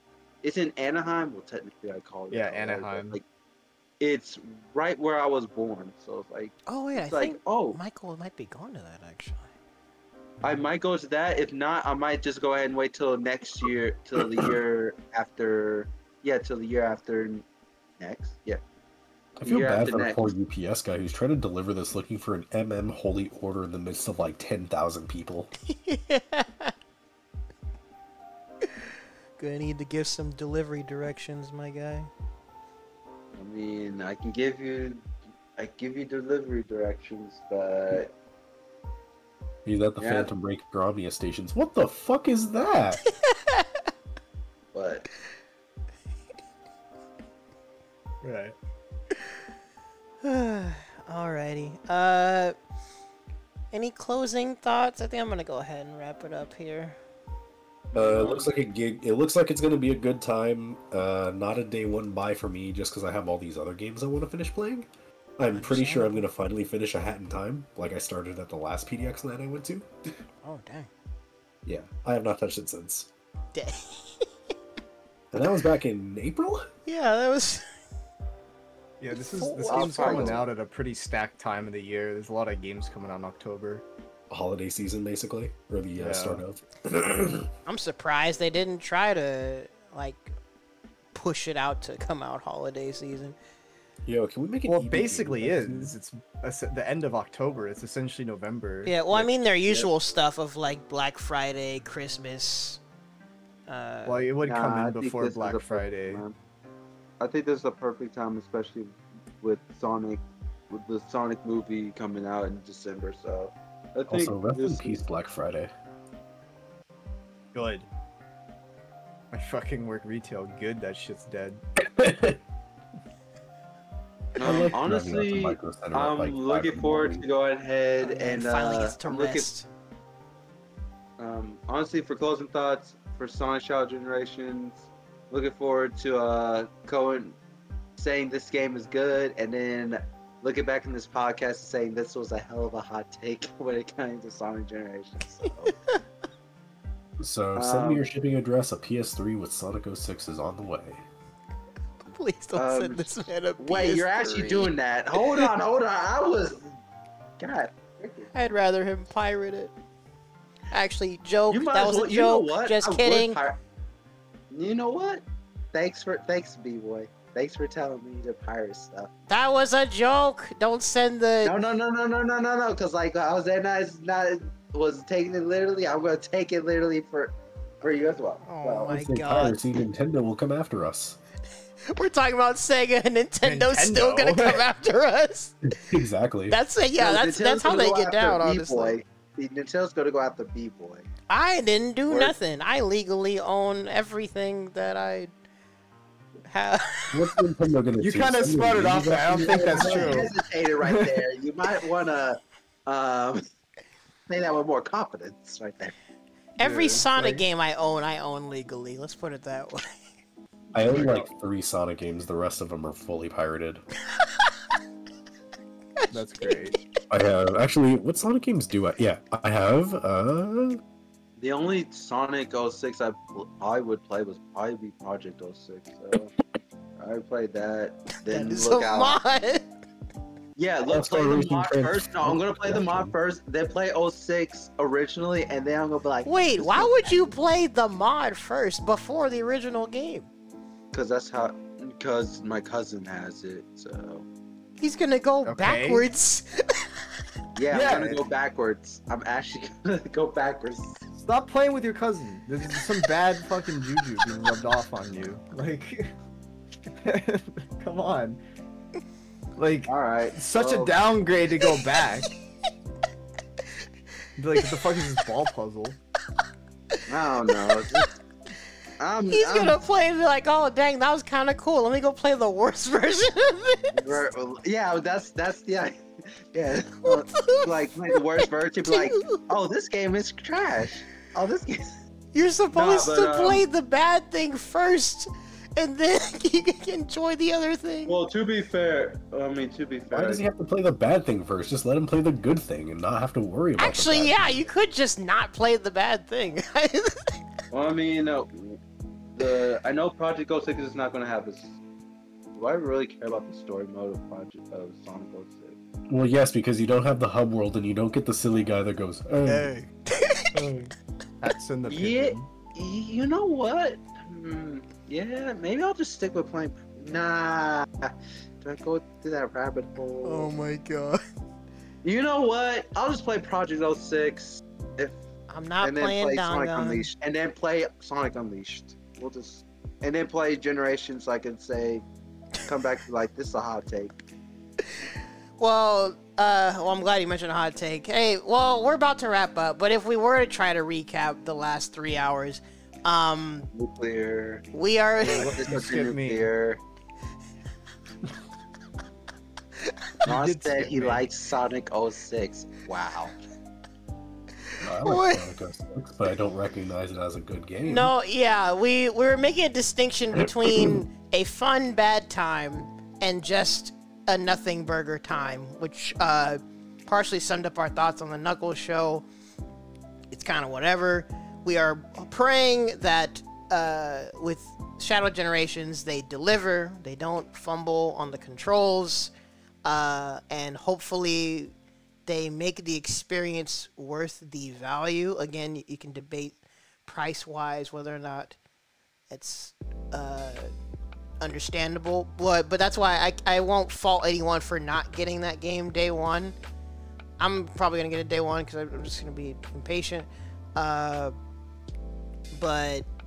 yeah, it's basically Sonic Generations with episode Shadow, but better. So we just have to hope they deliver, and maybe that will kind of pave the way for stuff to come later. Because the last thing I'll address is that, Riley, when you said that it kind of makes you wish for another Shadow game, who knows? Maybe something could happen in the future. Not that I like Shadow the Hedgehog. Let's get that clear here. I'm not like one of those like people that for some reason likes the game. I'm just saying that there's like a lot of opportunity to capitalize on Shadow, and this is easily like the best fucking thing that I think he's ever gonna be in terms of playability next to Adventure 2. Yeah. Shadow's Redemption. It's gonna be the first time he's actually has good gameplay. Redemption. So, hopefully we all get it and have a good time. A good time as in an actual good time, not a funny bad time. So what you're saying is we're all going to be watching Birdemic while MM is going to be watching the Knuckles series again. I guess so. I'm not doing that again. I'm kind of done. I did it for the podcast, and I did it only for the The reason why I did it was only for the podcast, and then what else? I'm probably just gonna. I don't even think I want to watch season 3 of Sonic Prime right now. I think I got bored. Oh yeah, we what the frick, Gray Fox? Hopefully, well, But anyways, let me see. We're in August right now. Shadow comes out in 2 months. I don't know if we do another podcast. Maybe it'll be because we were super bored and we watched Sonic Prime, but honestly, I don't know what else we're going to talk about. See, there you go. So you'll catch us again when Sonic and Shadow Generations comes out. Yeah. Hopefully we'll have a fucking trailer for the movie by that point. Oh yeah, that could be another thing, but who knows when we're going to get that. It's going to drop tomorrow, watch. It's going to drop tomorrow. You know what? If it drops tomorrow, I will not. Like I said, I'm not complaining any one bit. But if it drops tomorrow, I'm definitely gonna have my younger brother like calling me or texting me saying, you know, talking about the trailer and stuff. So yeah, if it drops and you want to talk about it. Yeah, we like did a podcast and then like something got announced the next day. No, that was me. That was me talking about this man the freaking playable characters in Frontiers. Begging for playable characters, and then the next freaking day we get the Final Horizon trailer. That was my birthday present. I was like, Izuka is the. I said without a doubt. I think I said Izuka's a bitch. I don't think he's gonna do it. And then I was like, Izuka, teach me. I was like praising Izuka that day. Oh, I was like, God. And then it came out. Yeah. So I guess actually, yeah. So nothing else really to talk about. But if a trailer freaking drops tomorrow or in the near future, maybe we'll reconvene and also try and hopefully get more of the homies to give their thoughts as well. Emergency meeting. I'd be an actual emergency meeting. Straight up. All right, but that's gonna be it from me, though. yeah. If you're watching on YouTube, like, comment, subscribe. Check out everyone's social media. Don't subscribe to me. Mine's dead. I don't do anything anymore. Oh my Same God. here. The links are gonna be there. Do with it what you will. Everything. And eventually you'll find like fights. Follow me on Instagram. Just follow Ronald twice. Follow me twice. Oh, well, I'll put all of you guys' stuff. Follow me on if you want to follow me on Twitter or subscribe to my YouTube. Let me know. I mean, don't let me know. Just go ahead and do it at your own risk. I might go back to playing. I might go ahead and get a review copy for a future Phantom Breaker game. Just let you guys know. Just to let people know. Have some nuclear hot takes over there too. Probably not. Any support is greatly appreciated.